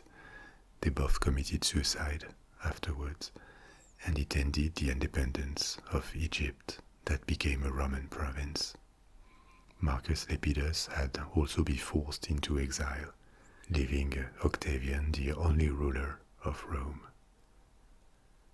In 27 BC, he was made imperator, meaning commander, by the Senate and people of Rome. By the way, this is the meaning of the initials SPQR, Senatus et Populusque Romanus, Senate and people of Rome, that together formed the government of the Republic. Later, Octavian was awarded the name Augustus, meaning the venerated. So officially the Republic was not abolished. Augustus was too smart to do that, and it remained in place for 3 more centuries, but only as a facade. Augustus emptied the Republic from its substance. The new imperators in the system he created would inherit their charge and rule for the rest of their lives, forming dynasties. This is why the year 27 BC, when Augustus was made emperor, is considered to be the end of the Republic and the beginning of the empire. But there was never any proclamation of it. Actually, Augustus just continued Caesar's work that had been interrupted by Caesar's assassination. The end of the Republic in all but name and the complete victory of Augustus opened a period of long-lasting stability, which is something the Republic had never really enjoyed. Stability here means that no war within the frontiers of the empire took place. There were many conflicts on the frontiers to defend provinces and gain more, but the inside of the empire was kept safe for about 200 years. Transitions between emperors were rarely smooth, we're going to talk about that, but the empire was not hit by large-scale civil wars like before until at least the end of the 2nd century AD. For these reasons, the beginning of the empire is also the beginning of the so-called Pax Romana, the Roman peace, a long period of stability that did a lot for the prosperity of each province and that was still remembered as a golden age centuries after the fall of the Roman Empire. So what does this prosperity meant exactly? Because as always in history we tend to focus on events, trends and people in power, or how the society worked. But people had many other preoccupations in their daily lives. There were no statistics about income or standards of living, of course, but it is possible to estimate the relative wealth of regions, how the economy worked and what was produced. The wealthiest region of the empire was very probably Italy, because it had the best infrastructures, it received taxes from other provinces, and it was the center of trade flows within the empire. It was followed by Roman Asia, that is to say Anatolia, Turkey, Egypt and Gaul. The economy was obviously mainly agrarian, centered on agriculture, but mining and metallurgy enjoyed a huge development in Roman provinces. The main mining regions of the empire were Spain, Gaul and Anatolia. For some metals like lead, the Roman Empire had a visible impact on world production. We know it through the analysis of ice layers in Greenland. Old layers of ice keep the memory of what the atmosphere of the Earth was like several centuries or several millennia ago, and the levels of lead pollution in the atmosphere rose dramatically in the first centuries AD. Then they collapsed and they returned to their peak from the Roman era only in the 18th century, when the Industrial Revolution was burgeoning. The same for copper. Spain alone produced about 40% of world copper in this period. The iron production was estimated at 3 pounds per inhabitant per year. This is way more than in medieval Europe. Precious metals stayed within the frontiers of the empire. They circulated with trade between the provinces, but there was no major inflow or outflow of precious metals if you consider the whole Roman Empire. So, thanks to mining, the stocks of gold and even more of silver rose dramatically. Later in the Middle Age, precious metals became scarce in Europe because Europe was a net buyer of foreign products and needed to pay in precious metals. So again it took more than a millennium and the discovery of the Americas for Europe to return to the kind of precious metals abundancy that it enjoyed during the Roman Empire. There were also banks and credit was available to traders. This was made possible by the monetization of the economy. Contrary to other antique societies, people under the empire expressed the price of goods in money. Barter was no longer the normal way of doing trade. A lot of Roman coins were created and they are still relatively abundant in museums and private collections today.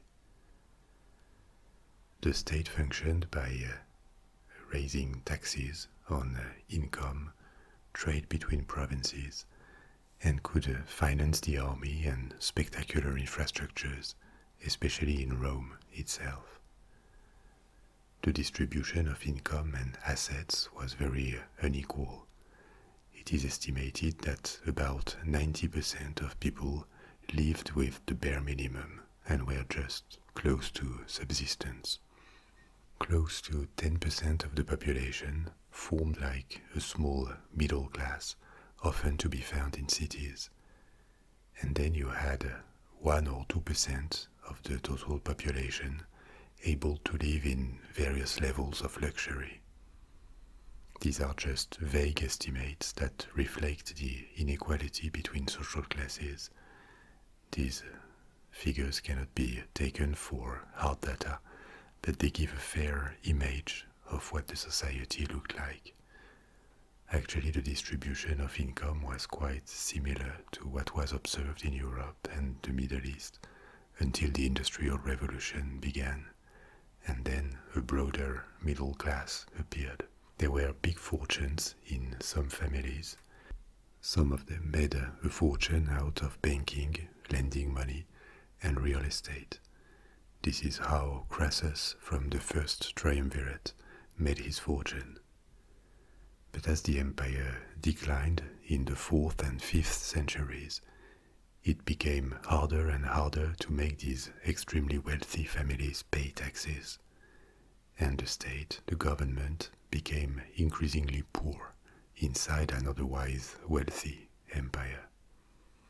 Some historians have blamed this absence of funding for being one of the reasons the Roman Empire was unable to defend itself against barbarian invasions. Let's not be simplistic, because there were other reasons too that we will discuss later. But maybe there's a lesson to meditate here. By refusing to give a little, the super rich of the Roman Empire may have lost everything because the society their wealth was based on was destroyed, and there can be no fortune without a functioning government and society to make it work and protect it. Let's return to the reign of first Emperor Augustus, because the fall of the empire is still a long way in the future. It was a long reign. He died, apparently of natural cause, in 14 AD, after 40 years as imperator. Augustus did more than anyone else before or after him to expand the empire. After the annexation of Egypt, he ordered the conquest of the rest of the Iberian Peninsula. Rome had been in Spain for a long time already, more than 200 years after the Second Punic War, but the entire peninsula had not been occupied before. And he also pushed the northern frontiers to the Rhine and the Danube. It did not go without difficulties, especially against Germanic tribes. The Romans suffered one of their worst defeats ever against the Germans at the Battle of the Teutoburg Forest in 9 AD. 3 Roman legions were destroyed at once. The number of legions had been increased to 50 during the civil war against Mark Antony. After the war, it was reduced to 28, so 3 legions was about 10% of the entire Roman army. But still, despite a few setbacks and unrest in new provinces, the reign of Augustus was very successful at expanding Rome and strengthening the new regime. He died in 14 AD, seemingly of natural causes at the age of 75. I say seemingly because we are going to see that natural death was uncommon among his successors. The empire may have been more stable, but power struggle remained the rule in Rome, and it was ruthless.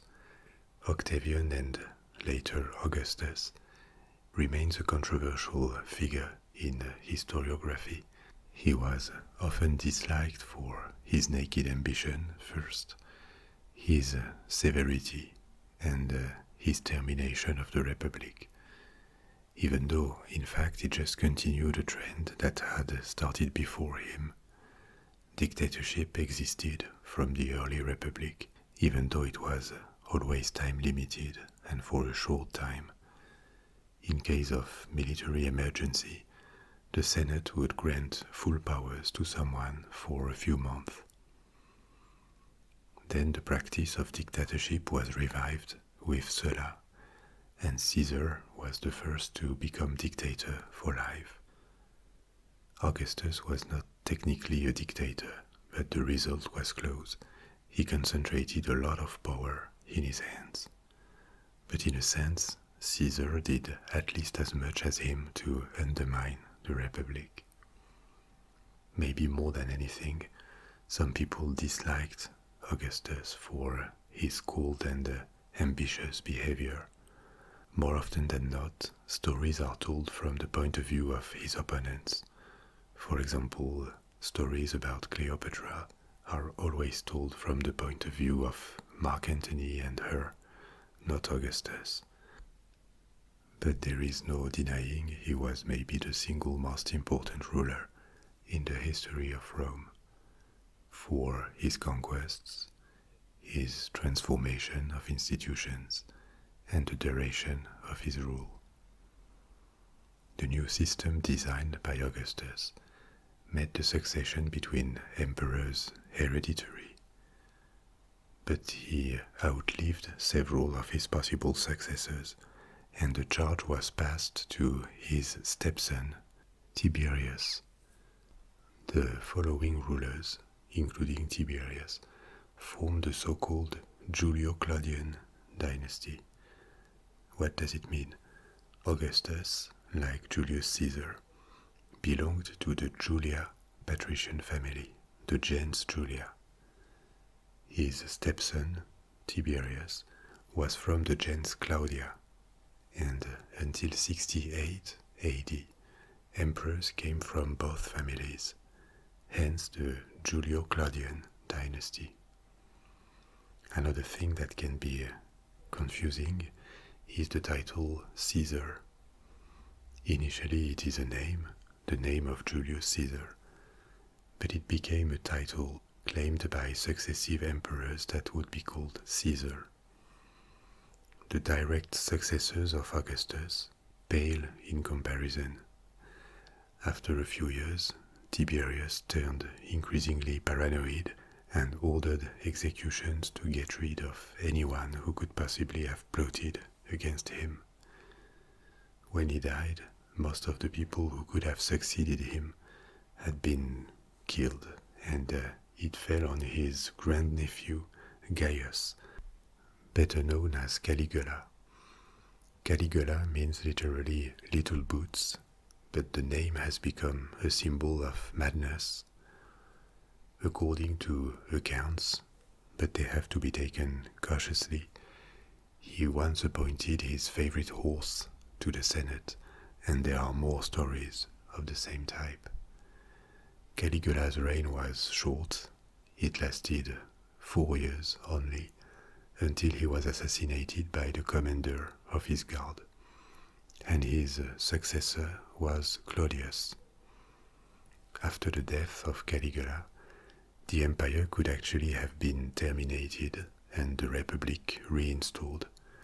The Senate discussed it, but the Praetorian Guard acclaimed Claudius as emperor, and the empire lasted because of this. The Praetorian Guard was a special guard created by Augustus, so recently, when these events happened, that was directly protecting the emperor and maintaining order in the city of Rome. So Claudius became the new emperor and proved more functional than his two predecessors. At least he was not paranoid or insane. He continued the empire's expansion, ordering in particular the conquest of Great Britain, in 43 AD. Great Britain was never entirely controlled. The Romans went up north, about to where the modern separation between England and Scotland is today. Claudius' family life and succession have been the subject of many theories, novels, and dramatic works because he could have been poisoned by his fourth wife, Agrippina, to ensure the passing of the title to her son and his adoptive son, Nero, at the expense of Britannicus, Claudius' son from a previous marriage. Agrippina has been described by many historians as ambitious, violent, and ruthless, and there's probably some truth to it. She was also described as very beautiful and physically attractive, so she also became a stereotype of the overtly ambitious and immoral femme fatale in a sense. In any case, she ended up executed by her own son, Nero, 5 years after his accession.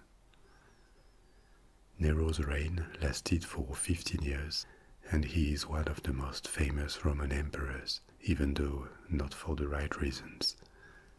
We cannot exactly know to what extent, but she certainly intended to at least share power with him or even control him, and he solved his little mummy issues by ordering her stabbing to death. Nero did a lot to develop cultural infrastructure in Rome.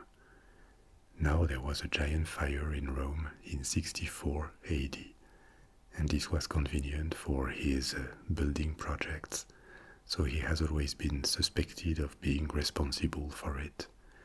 And the legend of Nero playing the harp or enjoying the show while Rome was burning appeared. It is most certainly untrue. There is no proof of this anyway.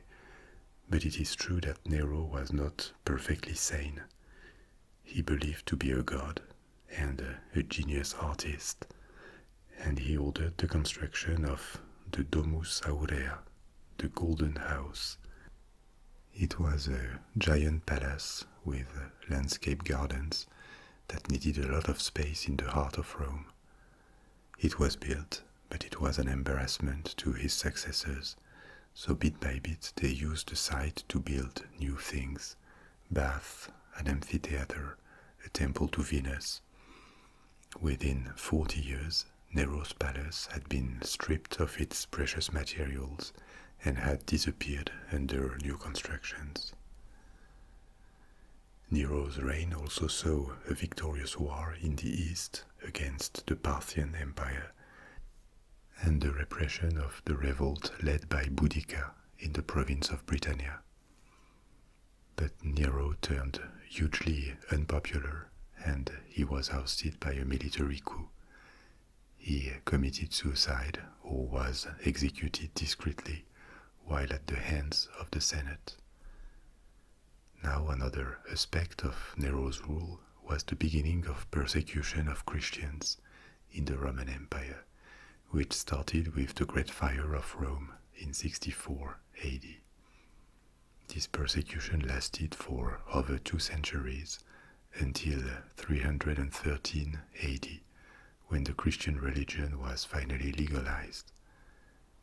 Why and how did it happen? As I told you in the first part of this story, a plurality of religions existed in Rome and in the provinces. The Romans accepted perfectly the coexistence of their gods with other pantheons and cults. But this tolerance had its limitations because religion and social order, or religion and state, were not entirely distinguished. Participating in religious ceremonies and publicly showing your respect to gods was a way of stating your belonging to Roman society and support of social order. Before Christians, there were already cases of small-scale persecutions against cults that did not fit with these rules, when they were seen as superstitio. Superstition to the Romans, had a very dangerous connotation, much more serious than the current meaning of the word superstition. To them, superstitio was a set of religious beliefs and practices that were not only different, but a threat to society. These cults were believed to turn people away from harmony and turn them mad almost. On these grounds, some cults were persecuted along Roman history. For example, participants in the cult of Bacchus were executed in the 2nd century BC, long before Christianity, for their excesses. Later, similar measures were taken against Druids in provinces with a Celtic heritage.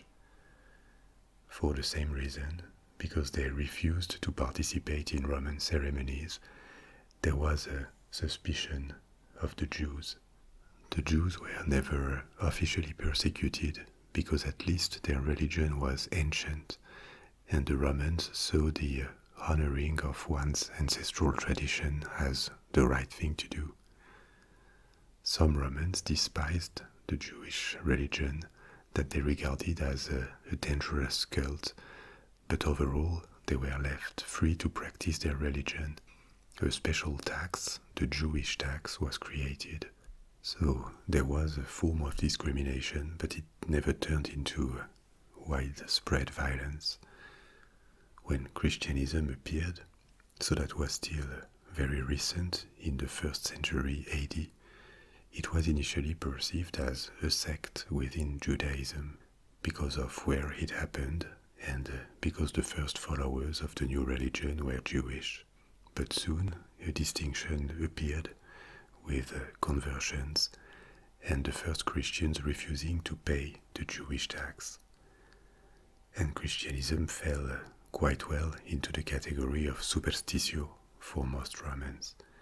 It rejected traditional gods as fake, implied the refusal to participate in ceremonies. It preached equal dignity between all men when Roman social order was based on social class and birthrights, so it was seen as a sect that could be corrosive to society. And because the Christians were at best frowned upon, they went into hiding and met at night in a private environment, whereas Roman religion was intended to be public and visible. So this added another layer of suspicion. So initially much of Roman rejection of Christianism was based on the perception that it was bad for social order, and contrary to Judaism that at least had the benefit of being a venerable ancient religion, Christianism was based on the following of Jesus Christ, dead just a few decades before, and in Roman view as a convicted criminal. Nero was the first emperor to try and put the blame on Christians for the difficulties of his reign, but he knew that would be easy because hostility to them was already widespread. Then for a very long time, until the mid-3rd century, so that is almost 200 years later, the Roman state stayed out of it, but regularly Christianism was forbidden in particular provinces. Mobs would form against Christians, and local authorities turned a blind eye or even encouraged it as a way to keep the populace happy. Persecutions took a much broader dimension in the 3rd century, and in a sense it came with a relative weakness of the empire. It is not uncommon to see the population or authorities turning against a minority when a feeling of insecurity dominates. In 250 AD, the emperor Decius issued a decree requiring public sacrifice to the gods, which in fact was a sort of testimonial of allegiance to the emperor and to the established order, like a loyalty oath.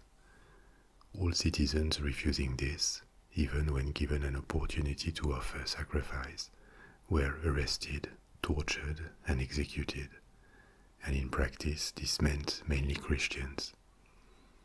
This really started systemic persecutions, which culminated at the end of the 3rd century and the beginning of the 4th. At this point, Christian communities had multiplied, and in some parts of the empire, they lived more or less visibly.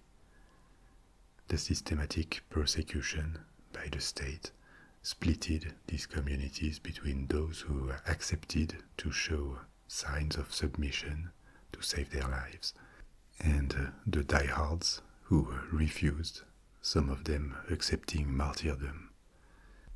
In its first centuries, the Catholic Church beatified various of them who died for their refusal to abdicate their faith. Some of them, that's the most visible and famous aspect of this martyrdom, died in public games where their execution was turned into entertainment for the crowds. There was a dramatic reversal at the beginning of the 4th century. Christianism had made its way to governing circles, and it was legalized, and then emperors converted to it, and later made Christianity the empire's official religion. Appearing within the Roman Empire had a huge impact on Christianism. Persecution for a long time shaped it, having the center of Catholicism in Rome and the Orthodox Patriarchate in Constantinople for a long time, spreading to the whole Mediterranean world. All of these are products of the development of Christianism within the empire. But we were with the fall of Nero long before this happened. Nero died with no heir, putting an end to the Julio-Claudian dynasty. There was a short civil war in 68 and 69, known as the Year of 4 Emperors, because several of them quickly arose and fell, until the accession of Vespasian, the first ruler of the Flavian dynasty. It is Vespasian who began the construction of the Colosseum in Rome, and he kept power for 10 years. He was succeeded by Titus for 2 years. It is during Titus' reign that the Herculanum and Pompey disasters happened. The Vesuvio, the volcano, started an eruption that buried the 2 cities and their inhabitants under ashes. Then there was Domitian, who returned to the kind of paranoia that Tiberius had showed decades before. He was assassinated in 96. At this point, after several emperors, over more than a century, it was hard to defend the value of the imperial system. The majority of emperors had proven incapable, paranoid, or unfit for their charge. But Rome resisted to these useless emperors because its administration was sound, with functioning laws, loyalty to Rome, and loyalty not just to Rome as a state or to the emperor, but more broadly to Rome as a concept. Rome had a long history already. It brought progress technically, and the Romans had no doubt their order was superior to anything else. And this perception was vindicated in the following century that can be seen as the golden age of the Roman Empire, the 2nd century. 5 consecutive emperors, Nerva, Trajan, Hadrian, Antonius, and Marcus Aurelius, ruled over a much quieter period, with peaceful transitions between them and a prosperous empire. The empire reached its maximal extension under Trajan in the 2nd century. After that there were still conquests, but other provinces were lost. Interestingly, it is under Marcus Aurelius that an embassy or maybe a group of Roman merchants arrived in China. The phrase Pax Romana applies very well to the 2nd century, because even though there were wars on the frontiers and occasional revolts, overall order was maintained and political life was somewhat quieter in Rome. Transitions between emperors may have been helped by the fact that until Marcus Aurelius, none of them had a biological heir. The title was transmitted by filiation. Each emperor selected and then adopted his successor. But Marcus Aurelius had a son, future Emperor Commodus, and many historians date the beginning of Rome's decline to Commodus' reign. If you are wondering, this is the same Commodus that appears in the movie Gladiator. The emperor he assassinates at the beginning would be Marcus Aurelius, and like in the film, Commodus was mad indeed. But he stayed in power for 12 years until a plot led to his assassination in 192 AD. After Commodus' death followed a period of unrest, and various pretenders appeared. The one that finally won after a civil war was Septimius Severus. He was supported by parts of the army and defeated his last opponent in 197 at the Battle of Lugdunum. It was the name of the city of Lyon in France. There was a period of respite with various emperors from the dynasty founded by Severus, but the empire entered in a severe crisis for 50 years from the 230s. It is called the crisis of the 3rd century. Political instability and the violent death of emperors had returned. In 235, Alexander Severus was murdered by his own troops, and the empire was hit by pressures from the outside that it failed to contain. Germanic tribes raiding across the borders, the Sassanid Empire in the east, which was a successful revival of the Persian Empire that succeeded the Parthian Empire.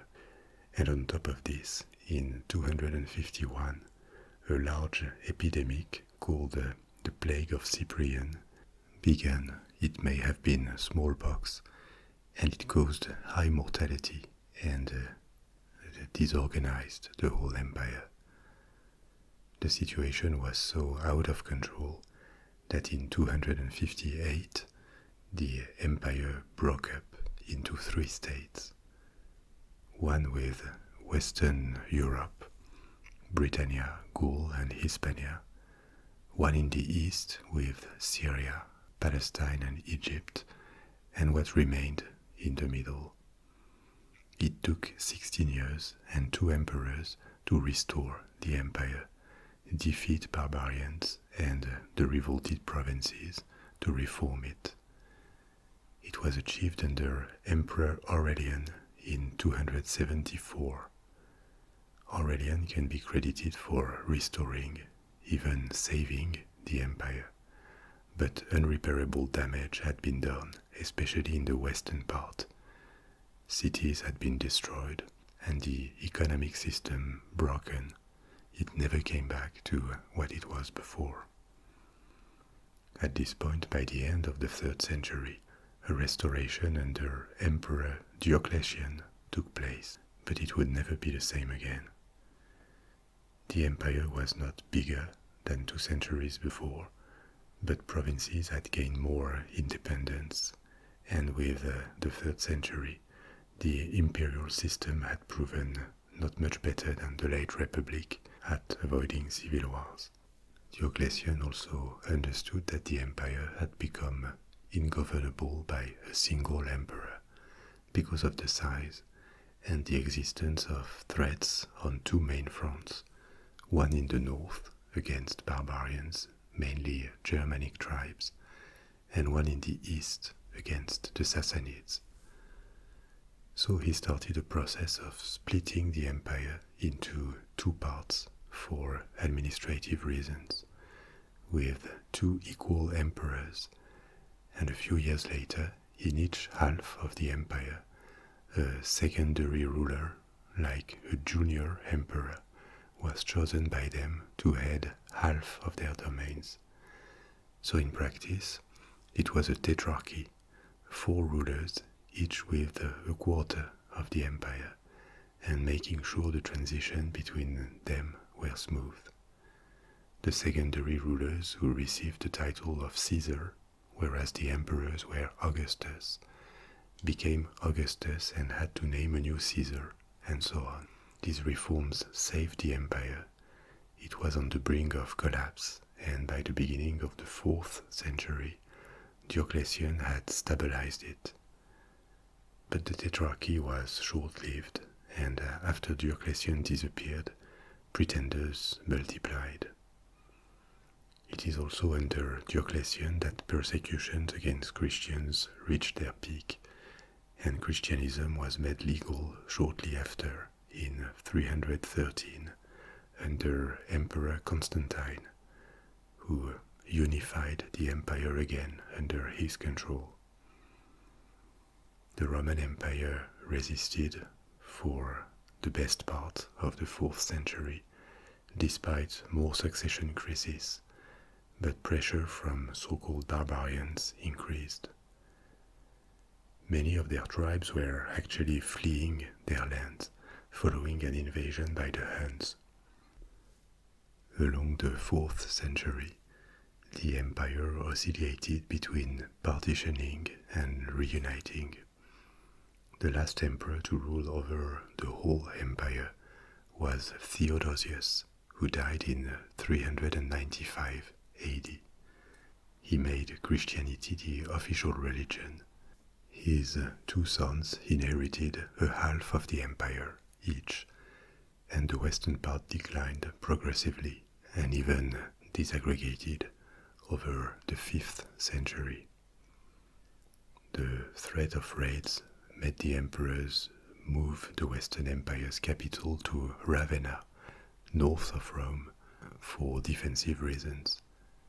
It sounds weird because the threat of barbarian tribes came from the north, but Ravenna had a good defensive position. It was surrounded with swamps and marshes, and was also closer to the eastern half of the empire. It didn't stop Ravenna from falling later.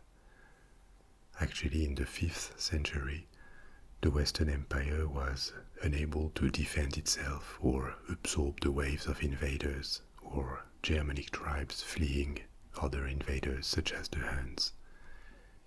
It withdrew from faraway provinces like Britannia and tried to defend Italy, Gaul and Spain. But after decades of decline and losses of territory, the last emperor, Romulus Augustulus, was deposed in 476 by a Germanic warlord who crowned himself King of Italy. 476 is the generally agreed date for the end of the Western Roman Empire. But it doesn't mean everything disappeared overnight in Italy. The Roman Senate continued to exist for a bit more time and supported this new king. But the empire was definitely lost.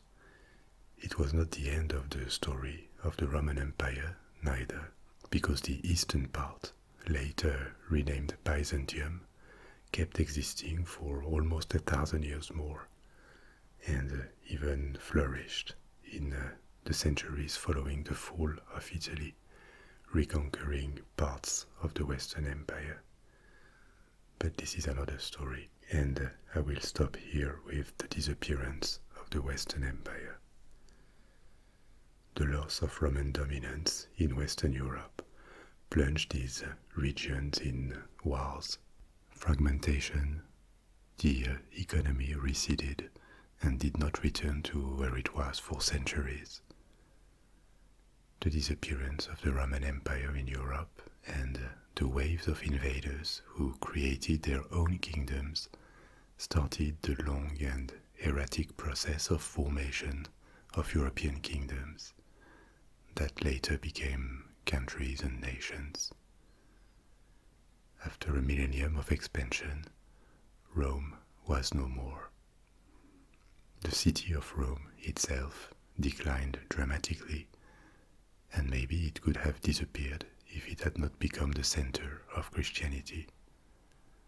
The population fell from 1 million in the golden age of the 2nd century to a few thousands.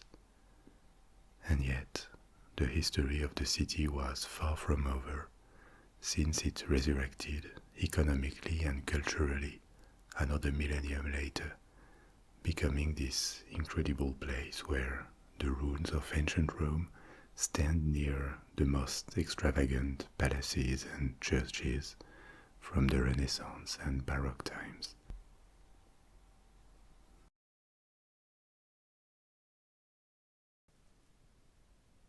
For 1,000 years, the city of Rome expanded its power, first as a kingdom in Italy, then as the center of a republic projecting its influence around the Mediterranean Sea, and finally as the capital of an empire that was larger and more powerful than any other before. The rise of Rome was never a steady ride. It came with countless battles, victories and defeats, political crises, civil wars, troubles and revolts. But for centuries, Rome overcame everything, and it reached the peak of its expansion and prosperity in the 2nd century AD. But no state is immortal, and starting in the 3rd century AD, the instability due to the size of the empire, internal power struggles, and the threats accumulating at its borders put the empire in a dangerous situation. Expansion stopped, and Rome was hit again by the kind of civil wars it had avoided for generations.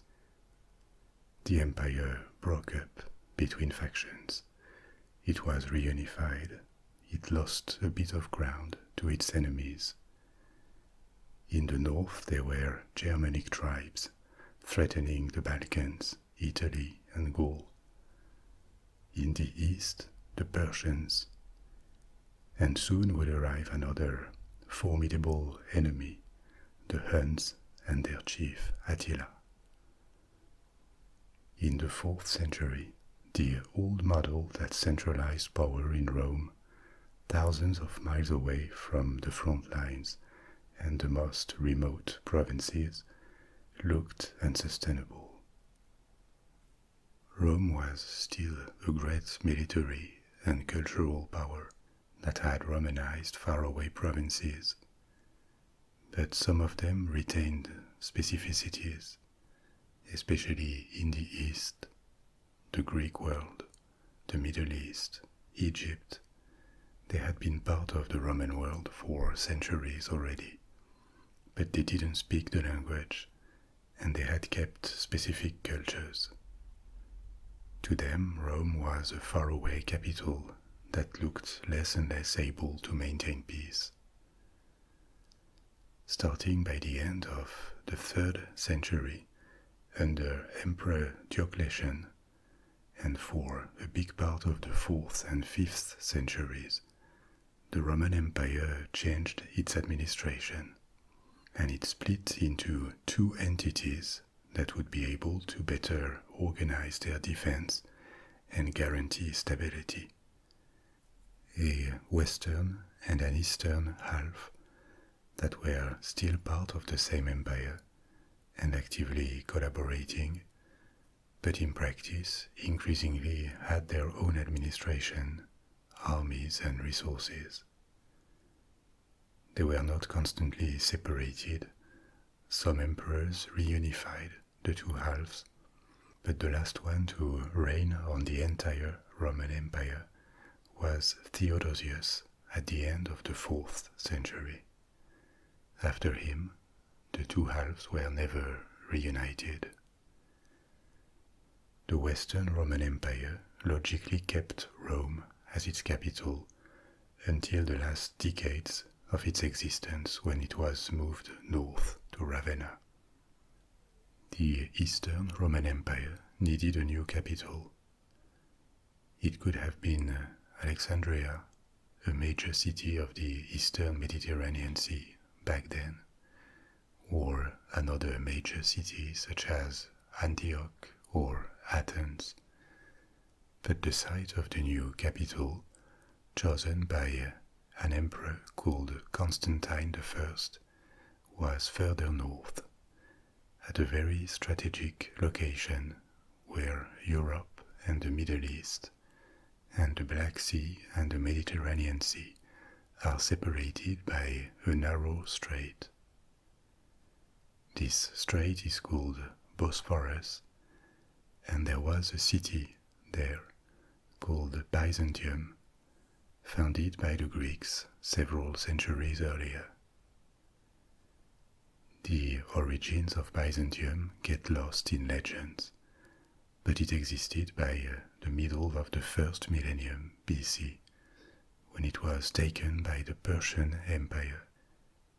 Then at the end of the 5th century BC, it was captured by Sparta, when Sparta was at war with Athens. The Spartans were trying to cut grain supplies from the Black Sea to reach their enemy. Centuries later, it was besieged and captured by the Romans, who rebuilt it, and Byzantium remained a Roman city, populated mainly by Greek-speaking inhabitants, until Constantine turned it into a new capital. The city was entirely rebuilt in the 4th century on a monumental scale, partly modeled after Rome itself. No efforts were spared to make Byzantium worthy of the Roman Empire.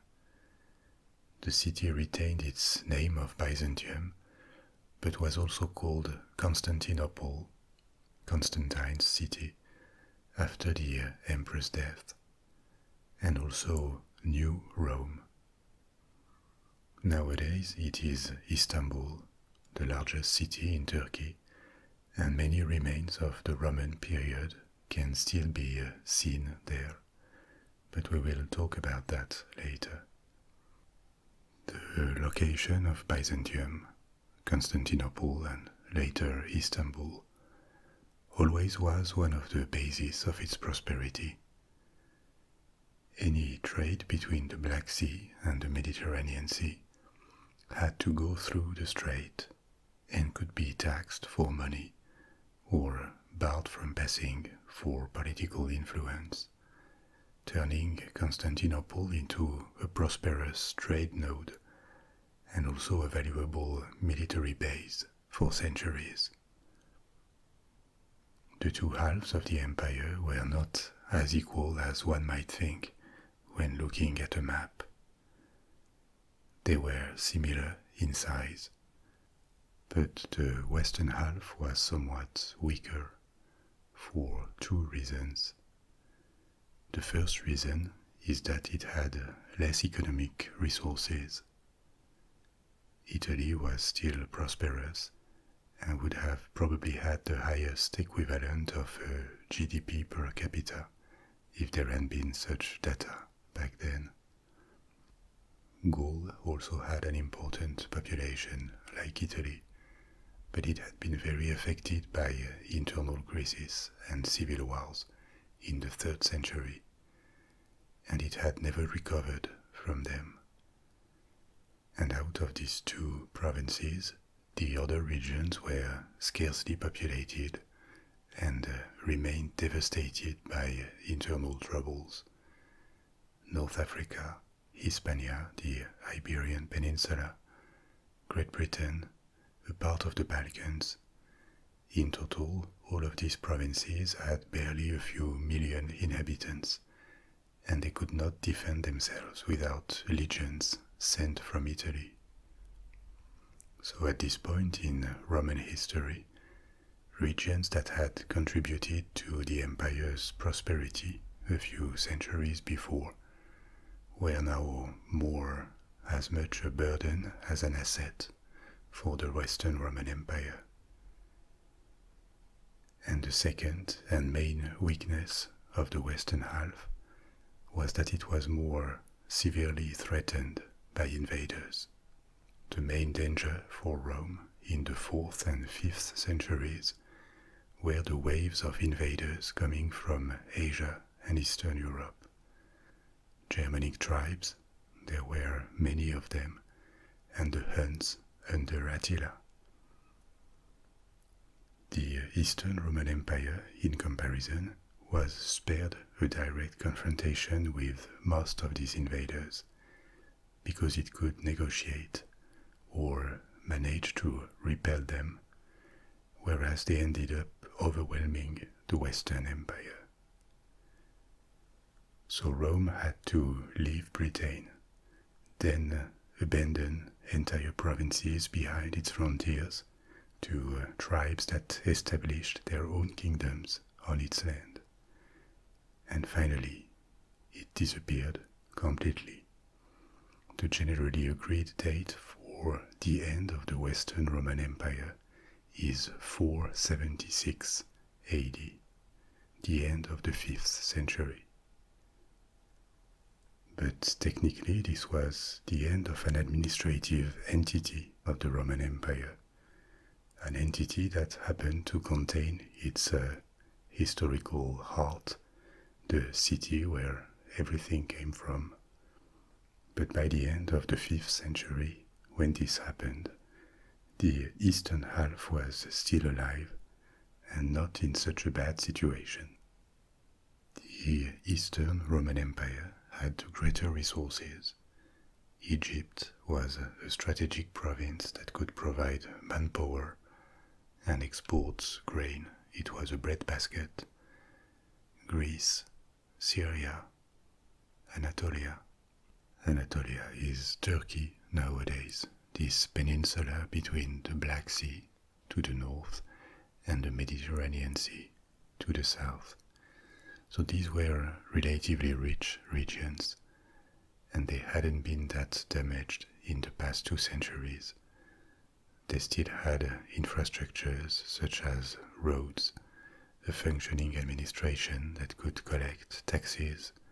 They had urban centers. So when the Western Empire was crumbling in the 5th century, the Eastern Empire could hire mercenaries to defend itself, or even pay invaders to stay away and trade with them to calm them down. This is what Emperor Theodosius II did with the Huns, for example. He gave them subsidies so that they did not attack his territories in the Balkans, and instead they diverted their attention to the Western Empire. The beginning of the Byzantine Empire can be dated to the final fall of the Western Empire. But calling this state Byzantium or Byzantine Empire, as we do today, would have sounded really weird to its inhabitants back then, especially in the 5th and 6th centuries. They were just the Roman Empire, continuing after the unfortunate loss of the Western half and of the cradle of their civilization, Rome. They called themselves the Romans, and so did their neighbors. It is only much later, during the Middle Ages, that the name was changed.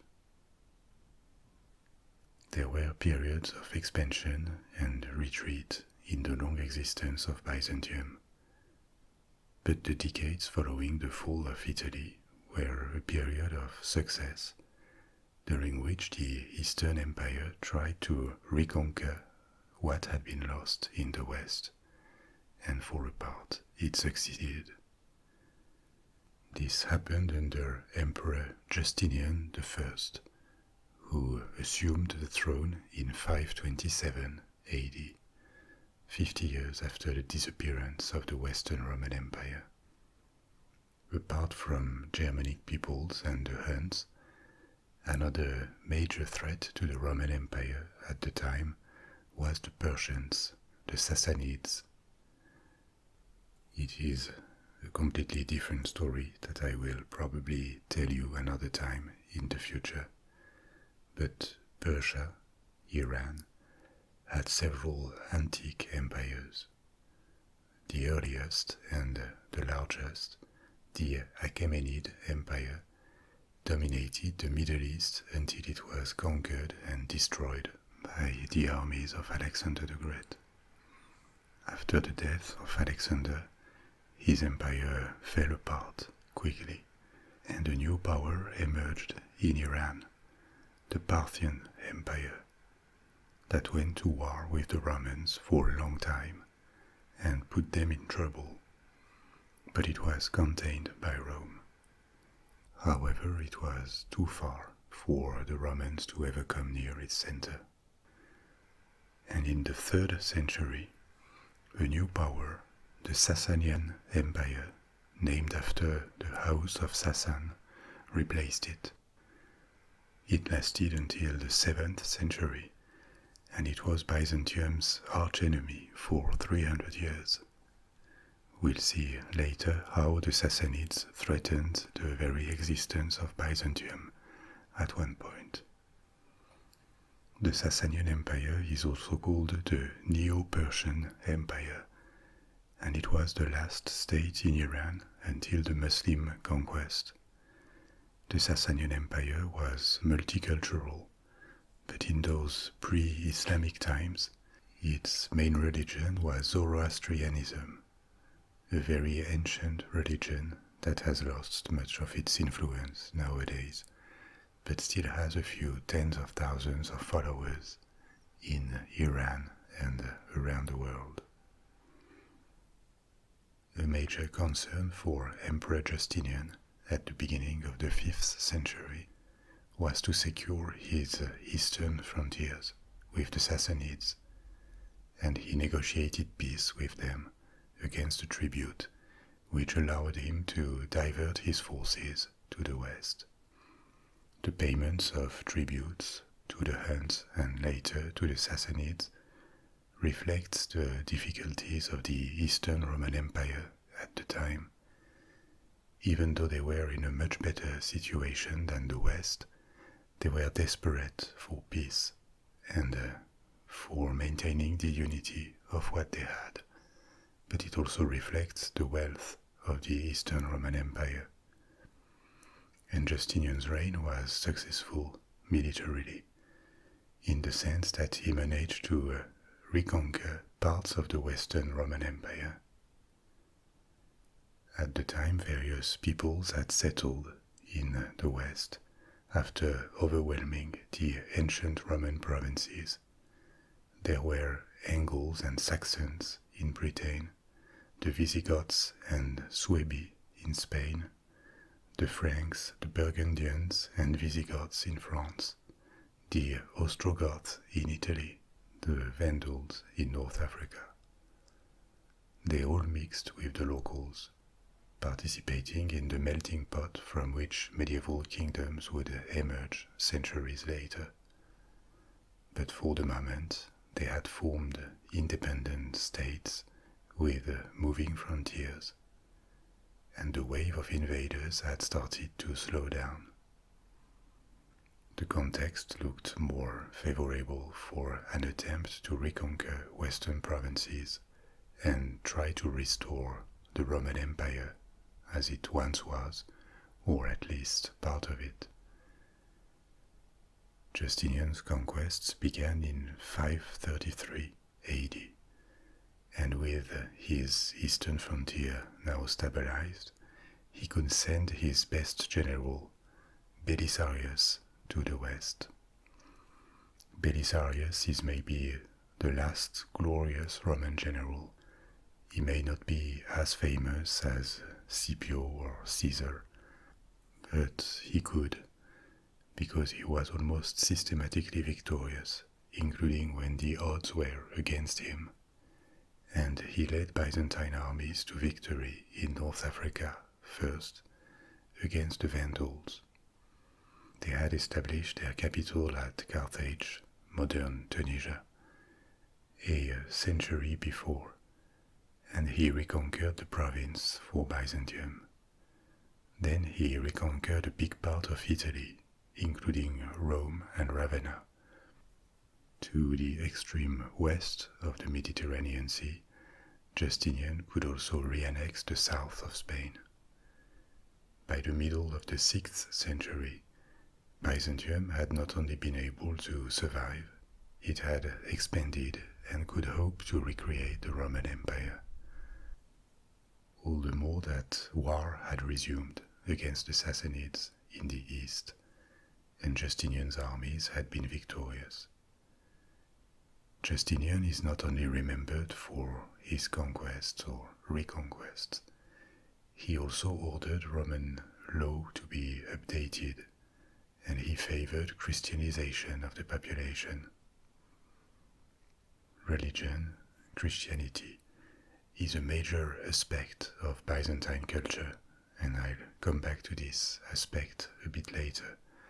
But at the time of the separation of the Roman Empire into two entities, Christianity was on the rise, but still competing with multiple antique beliefs.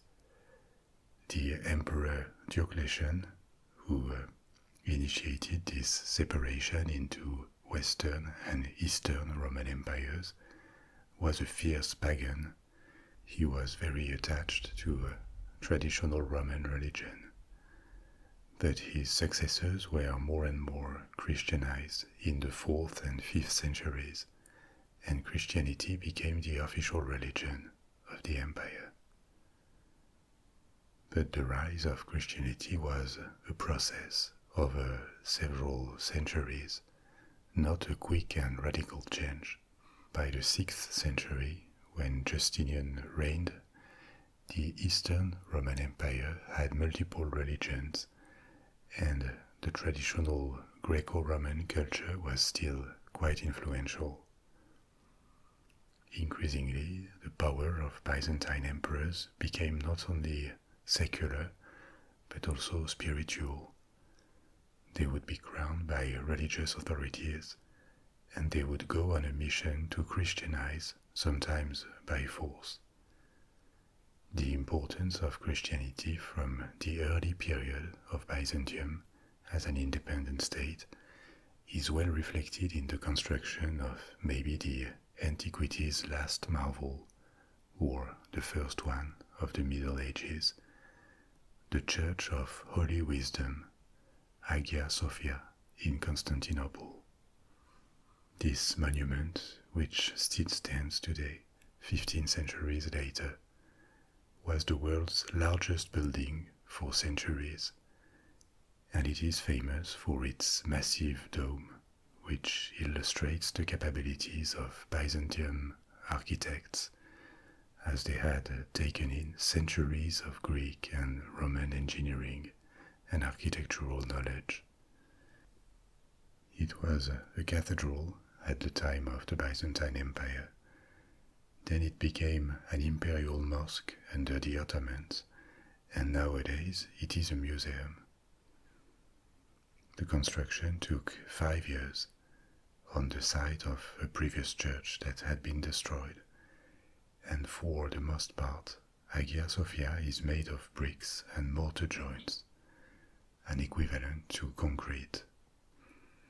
The Romans used concrete in architecture.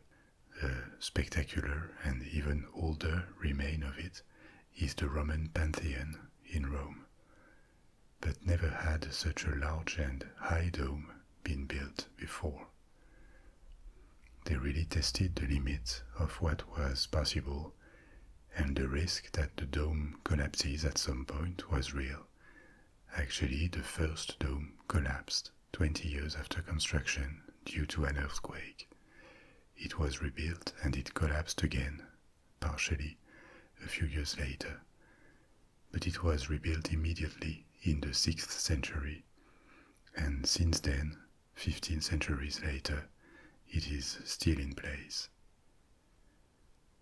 The interior was decorated with mosaics and marble pillars that marveled visitors for centuries. The dome is 55 meters, about 180 feet above floor, and it is more than 100 feet wide. The architecture was very influential inside the Byzantine Empire, later in countries where the Christian Orthodox faith had spread, and also in Muslim countries. Traditional Turkish mosques, in particular, also adopted this intricate structure with successive domes. When Constantinople fell to the Turks and became the capital of the Ottoman Empire, Hagia Sophia was turned into a mosque. It may surprise us today, but this was common practice in the antiquity or the Middle Ages. Many early Christian churches were actually temples from earlier religions that had been repurposed. The Ottomans admired the building and did not remove the mural decorations. They just covered them with plaster, and they added minarets to the building, giving it its current appearance. Apart from its religious and historical significance, Hagia Sophia is a landmark in the history of architecture. It is the epitome of Byzantine architecture, and it incorporated techniques from the Greco-Roman antiquity, concrete, vaults, buttresses too. Interestingly, flying buttresses, that is to say, structures that collect and guide the weight to the ground, supporting a big structure. So flying buttresses were added to Hagia Sophia before they became one of the pillars of Gothic architecture in Western Europe. So, as Christianity became the only official religion, and most of the western provinces of the Roman Empire were lost, the Eastern Roman Empire diverged increasingly in the 6th and 7th centuries from exclusively Roman culture and traditions. The Greek language was more widespread than Latin, and many regions of Byzantium had a specific cultural legacy from before Roman times. Of course, there was Greece, but also Egypt, Syria, Anatolia. The Roman legacy cannot be underestimated, but it was just one aspect of Byzantine culture. And Greek finally replaced Latin, turning Byzantium into the new incarnation of Greek culture for the following centuries. It may be surprising sometimes how much Greece gets mentioned in antiquity, in antique history, or when people talk about the origins of Western culture, for such a small country, finally. It is small nowadays, of course, but even in the antiquity, with the exception of a short period when Alexander the Great had created an empire, Greece was never a large empire or even an unified kingdom. More than anything, Greece here must be understood as a cultural area, as a civilization. Its heart was almost entirely within the frontiers of modern Greece and a little bit in Turkey too. But from this small area, Greece projected its culture for centuries, through colonies all around the Mediterranean Sea during its classical period, through its contacts with many antique civilizations that took in aspects of Greek culture or Greek knowledge, from the Phoenicians to the Etruscans, then through the conquests of Alexander that left several Greek dynasties in the Middle East. And after that, Rome also preserved and spread Greek culture. And Byzantium became another iteration, a new phase of Greek culture. This package of concepts, science, artistic principles, architecture, engineering, philosophy, all of this evolved along the centuries. So there is not one Greek culture set in stone. But under various forms, the Greek-speaking world remained influential in the West almost until the end of Byzantium. So these are almost 2,000 years of influencing cultures around the Mediterranean Sea, from Western Europe to Russia and in the Middle East too. This is why Greece is a cradle of civilization, not so much in a geographical sense, but in a cultural, mental sense. It definitely is. And this is one major characteristic of Byzantine culture. Now that the Western Latinized provinces were gone, the Greek language took over, and Byzantium allowed centers of intellectual, artistic, scientific production to endure in Greece, in the Balkans, and in Anatolia 4 centuries after the fall of Rome. So let's resume the course of events. And after the 6th century that saw Byzantium resisting multiple threats at its frontiers and expanding, the following period was far less brilliant.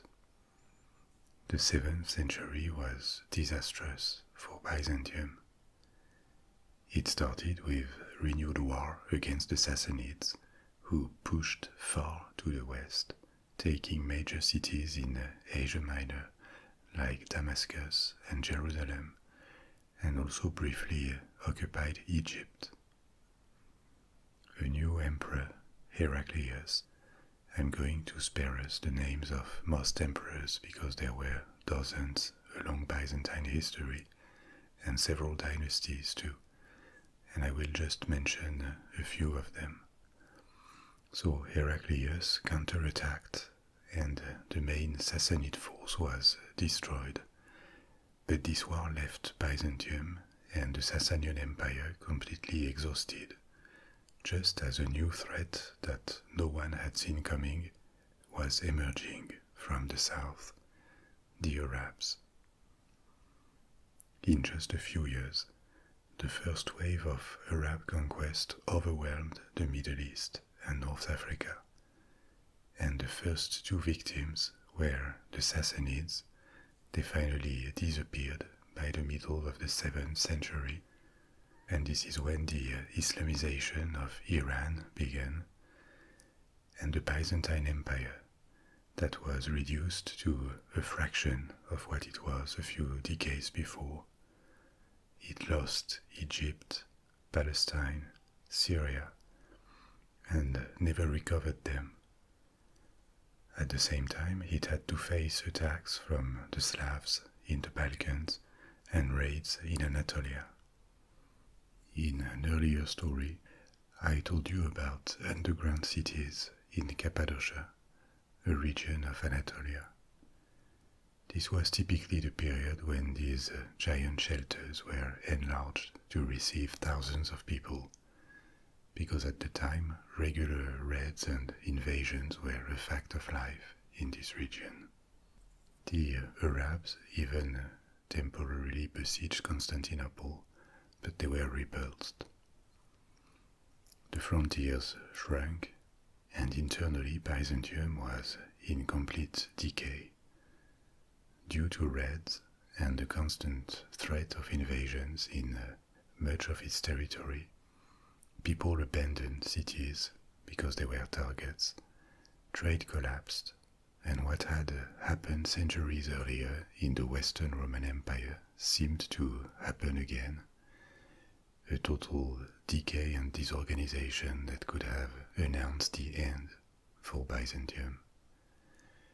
In a century, it lost 3/4 of its territory and was reduced to Anatolia and fragments of the Balkans and Italy. Historians credit a military reorganization that finally managed to stabilize the frontiers for the survival of Byzantium after such a setback. At this point, hopes of reconquering the Roman Empire had vanished completely, and the city of Constantinople itself had declined enormously.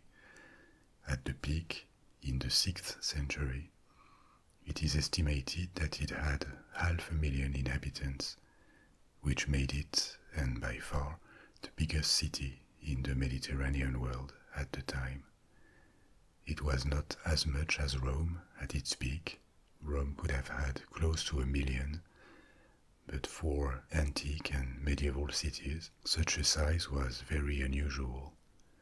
It required food imports from relatively far, infrastructures that few cities could afford, so only the capital or main city of a large state could have reached such a size. But by then, by the end of the 7th century, Constantinople had lost most of its inhabitants and was reduced to something between 40,000 to 70,000.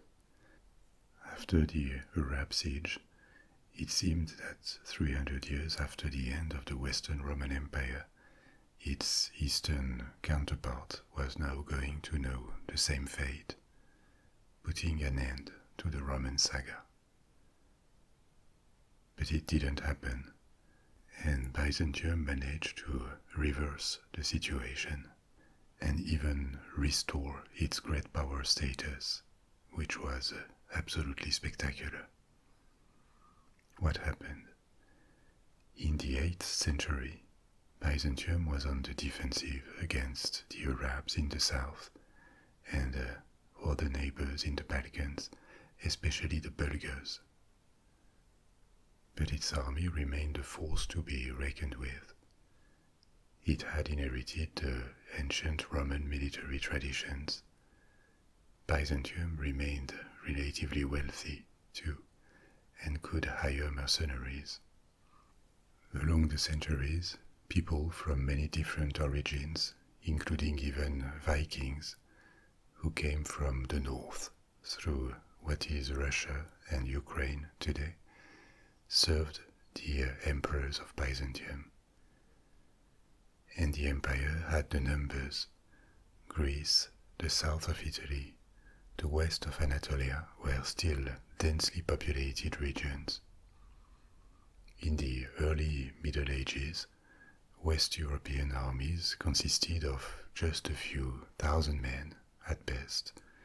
Even later in the Middle Ages, for example, if you look at the main battles of the 100 Years' War, they were fought by very small armies in comparison with the large battles of the antiquity. At the same time, Byzantium could field tens of thousands of men, well equipped, disciplined, and for some of them motivated by the belief that they were defending their faith. So once the initial push of Arab conquest started to slow down, and then when the caliphate, which was unified, began to break down into multiple states, a sort of military balance against the Arabs appeared. One reason why Byzantium could field so many soldiers and project power came from its administrative and political structure. It was not a feudal state like in Europe, where rulers had their power checked by feudal lords under them. Byzantium had retained the antique organization in provinces like the Roman Empire. These administrative divisions that could organize their own defense were called themas, themes. So Byzantium was more centralized than other European kingdoms. It could sometimes mean instability, but it also gave much more resources to the state, to the emperors. The equipments were also top quality, and the fleet was the most powerful in the Mediterranean Sea until the rise of Venice. Byzantium had a very efficient secret weapon called Greek fire, which was the ancestor of flamethrowers, and it gave them several key victories, including when the capital was besieged by the Arabs. It consisted of a combustible compound. It is unclear which one, that could continue burning while floating on water. It was invented in the 7th century, and for greater effect, they developed pressurized nozzles that could project the liquid onto the enemy. Technologically, Byzantium was really advanced, and like centuries before in the Roman Empire, they had kept this idea, this concept, that technical progress, technology, could be used to their advantage. But the 8th and 9th centuries were also a period of religious conflicts internally and in the relations with the rest of Christendom. The biggest controversy of this period was about the status of images in religion and the movement called iconoclasm. I recently told you about it in the story about underground cities and churches in Cappadocia. There were conflicting interpretations of the scriptures about images.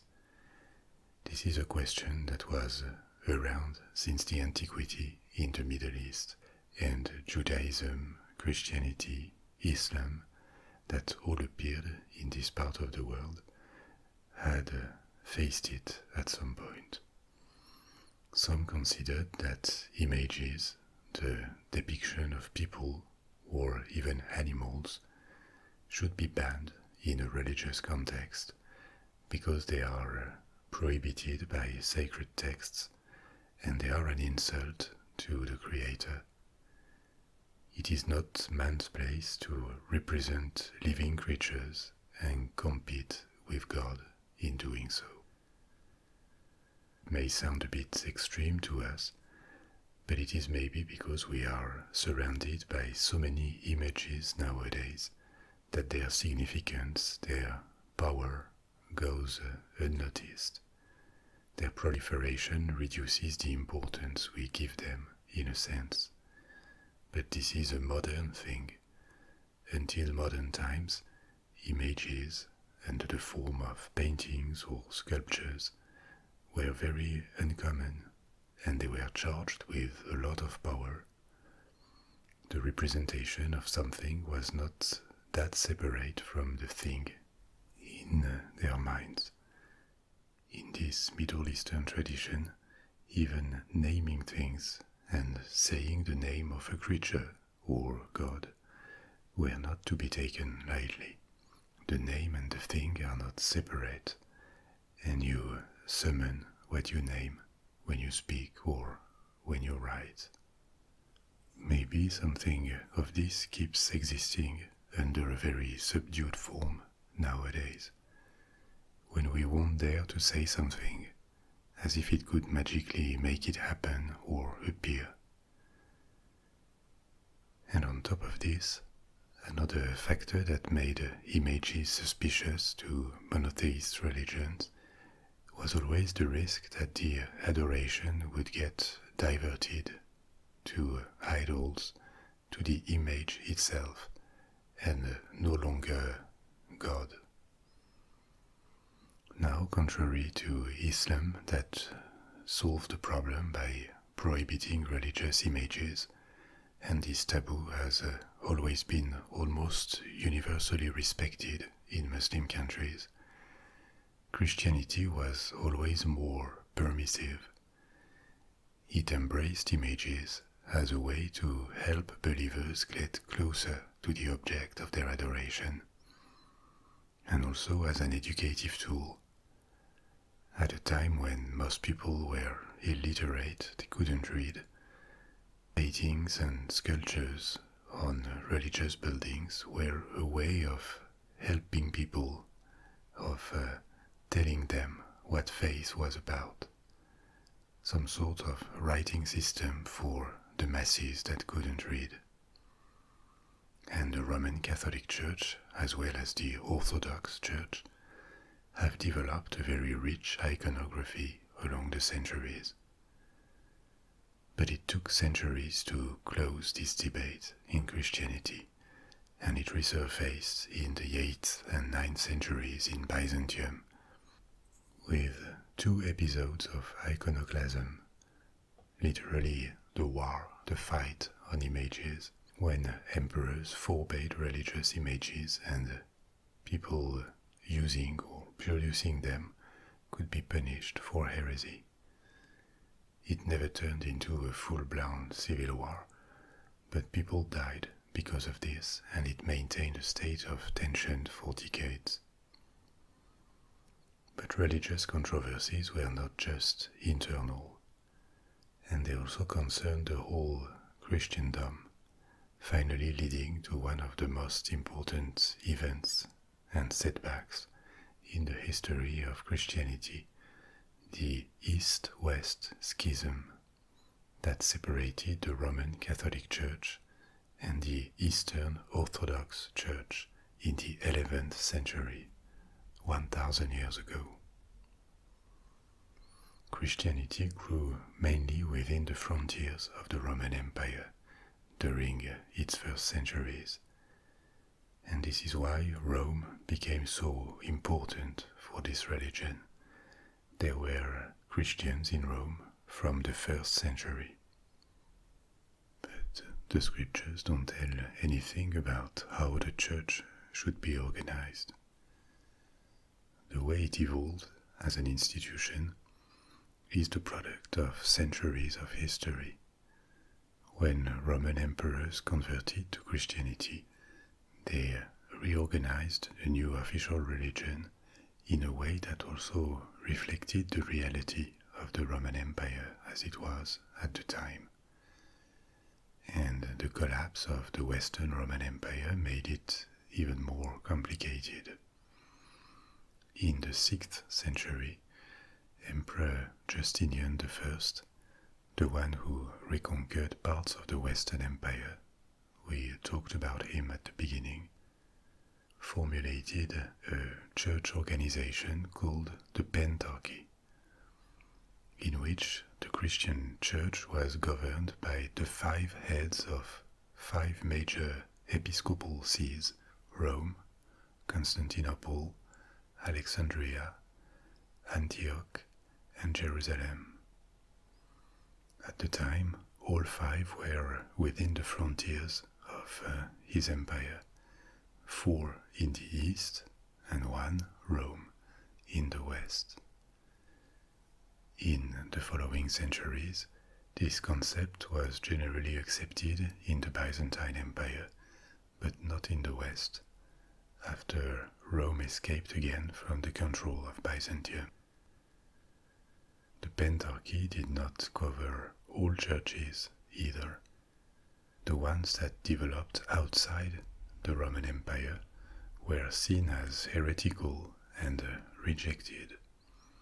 For example, the Church of the East, also called the Persian Church or Nestorian Church. By the way, this Nestorian Church is often ignored in the West because it was never a part of large modern Christian confessions, but in the Middle Ages, from the 9th to the 14th centuries, it spread from Syria to India. As a minority religion, it influenced and converted many Mongols when they arrived in this part of the world, and it even established a presence in China, completely out of the sphere of influence of Roman Catholicism and Eastern Orthodoxy. Nowadays, the various branches of the Nestorian Church, because it had breakups, have less than 1 million followers, so it is marginal, but it wasn't always the case. So returning to the church organization, this pentarchy was defended by Byzantine emperors, but rejected in the West. And with the massive conversion of Western Europe in the first millennium, and the appearance of Christian kingdoms all over the continent, following a church centered on Rome, the influence of Rome grew again, and the bishops of Rome, the popes, reclaimed universal jurisdiction, the lead of the entire Christendom. In the Byzantine Empire, people saw things differently. The importance of Rome was acknowledged, but not as the sole seat making decisions for all Christians.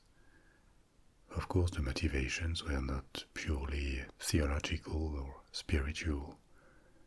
Rome was now out of reach of Roman emperors, whereas Constantinople was their capital. The concept of pentarchy dissipated in the 7th century when Alexandria, Jerusalem, and Antioch fell to the Arabs. But the idea that power in the church didn't have to be that centralized didn't.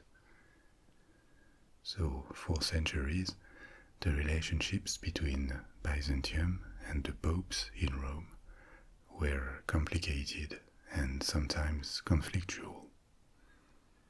On top of this, there were theological controversies about complex points of doctrine, for example about the doctrine of the Trinity, whether or not it should be said that the Holy Spirit proceeds from the Father, for example.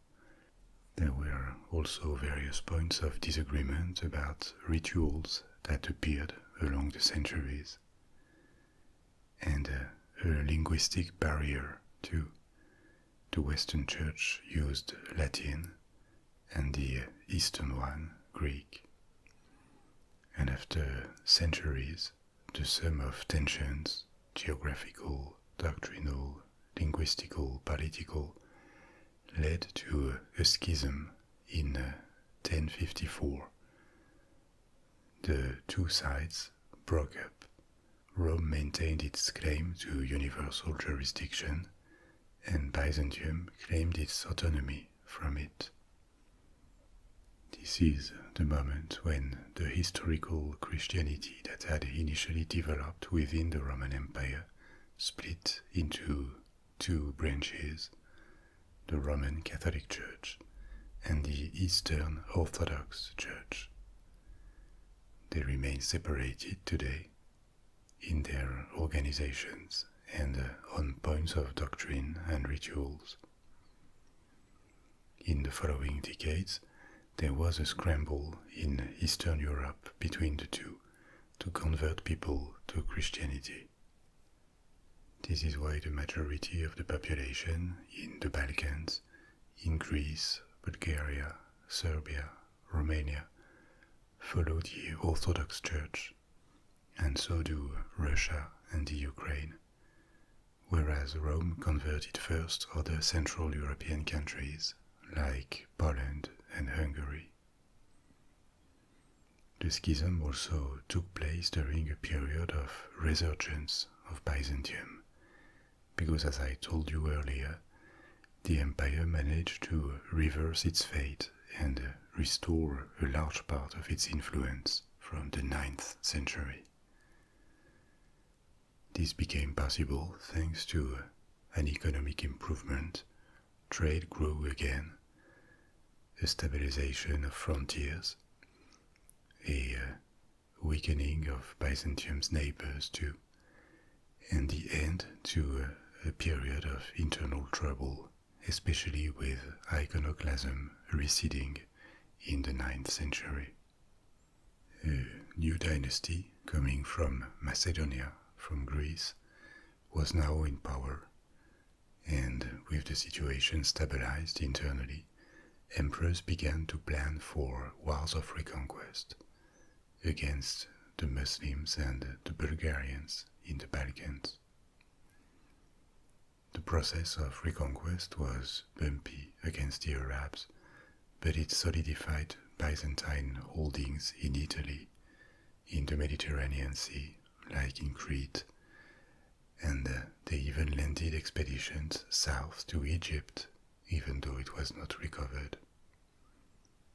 Most of the gains were in the east against the Abbasid Caliphate that was weakened in the 9th century.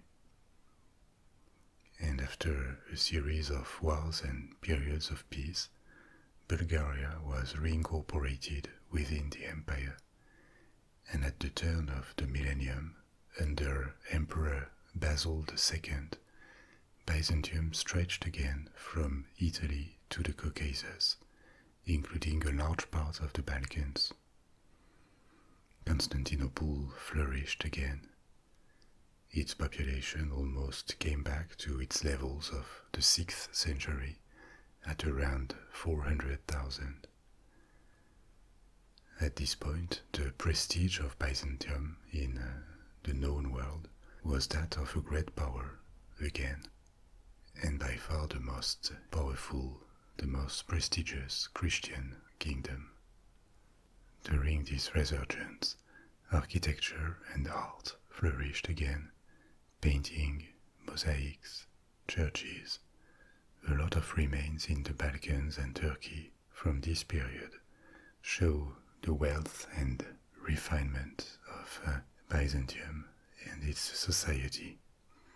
But as in the 7th century, Byzantium was about to be the victim again of new external threats. Starting in the 11th century, the Normans invaded the south of Italy.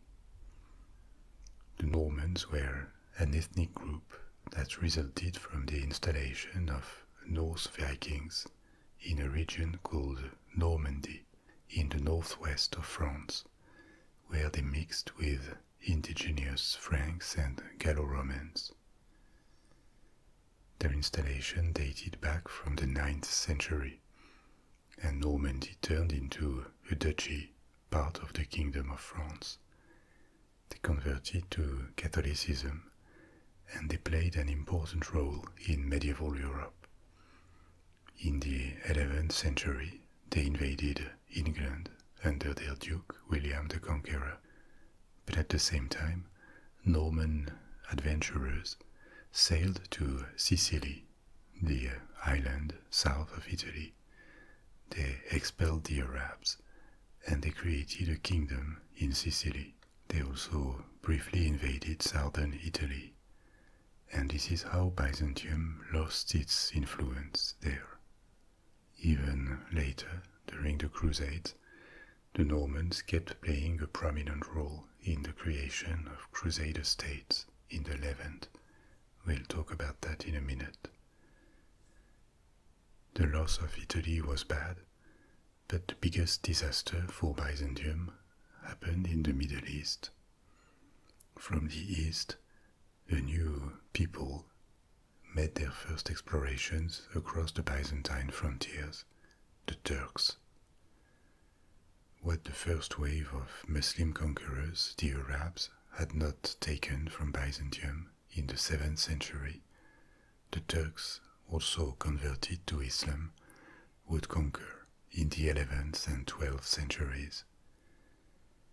After a string of victories, they occupied most of Anatolia, the historical heartland of Byzantium, that would never be fully recovered, and they also occupied most of the Levant. It is in this context that the First Crusade happened at the end of the 11th century, 40 years after the religious schism. Byzantium was now unable to repel the Turks, and its diplomacy to the west, to Rome especially, became much more friendly. the Pope also saw the advantages of supporting Byzantium. It could allow to maybe put an end to the religious breach that reduced his authority and reunite Christians. It could unify Western Europe. And obviously there was the motivation of putting holy sites in the Middle East into Christian hands again, 5 centuries after they had fallen to the Muslims. It is in this context that Pope Urban II called for the First Crusade in 1095, and he got an overwhelming response in Europe, from Germany, Italy, France, England. Thousands of knights and armed pilgrims traveled eastwards. They crossed Byzantine territory and received guides when they reached Constantinople. Byzantium recovered a number of important cities and islands thanks to the First Crusade. But the Crusaders also took the opportunity to create their own independent kingdoms in the Levant. In the 12th century, Byzantium collaborated with these Latin states in the Levant and tried to be their overlord, even though its suzerainty was more nominal than real. But the Turks were now on the defensive and occupied only the east of Anatolia, so that the Byzantine Empire benefited from a period of respite, its last period of prosperity. Because the 13th century would be disastrous. The first 3 crusades had benefited Byzantium by providing large armies eager to attack its enemies. There had been problems, especially with the Normans, who participated in them and were not inclined to pledge allegiance to Constantinople, but it had eased the pressure on Byzantium. The 4th Crusade would be catastrophic. It was called by the Pope to target Egypt, which had become the center of Muslim power in the Levant. The Crusader army gathered in Venice in 1202, but it was smaller than expected. The Venetians had agreed to safely transport the Crusaders on their powerful fleet against payment, but there were not sufficient funds to pay them. And also Venice had very strong commercial ties to Egypt and was not inclined to help attack it. A pretendant to the throne of Byzantium offered to pay the Venetians and reward the Crusaders if they helped him seize the throne in Constantinople. And this is why the Venetian fleet sailed to Constantinople instead of Egypt. Once there, after months of intrigues and learning that their patron had been murdered, the Venetians and the Crusaders took the city and they looted it. Many icons, relics, and other objects disappeared and later resurfaced in Europe, many of them in Venice.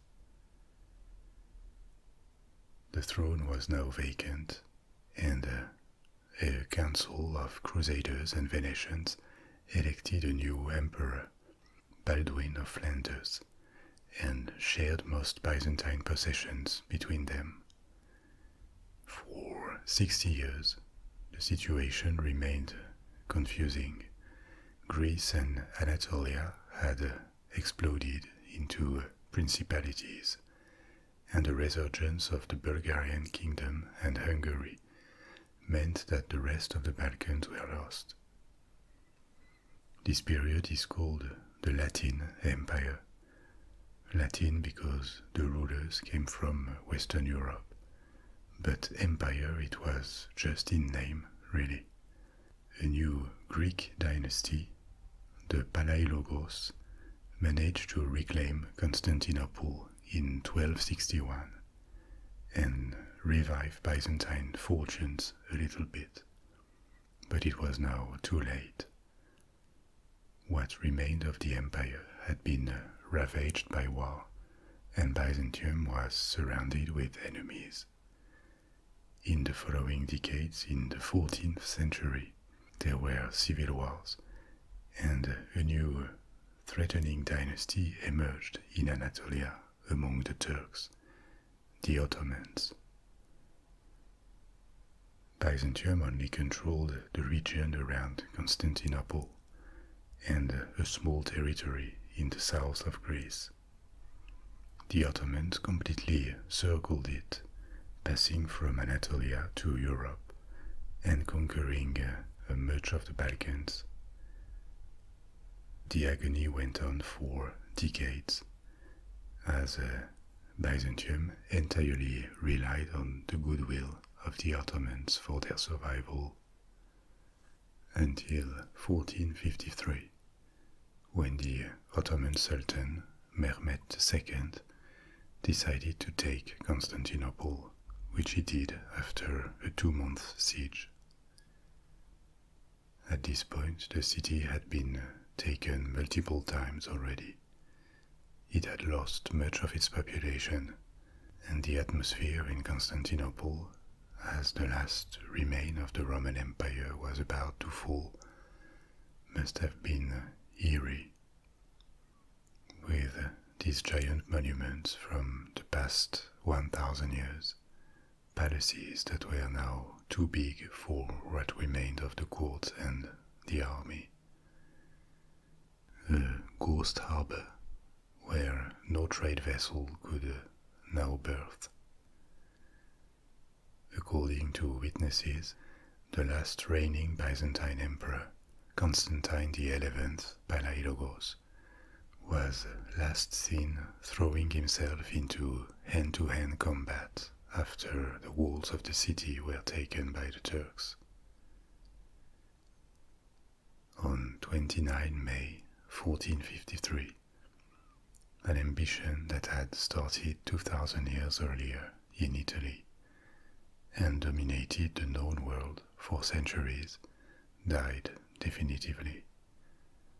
The Roman Empire was now gone for good. The nephew of Constantine XI, Andreas Palaiologos, having inherited the title of Roman Emperor, went into exile in the south of Greece and then to Rome.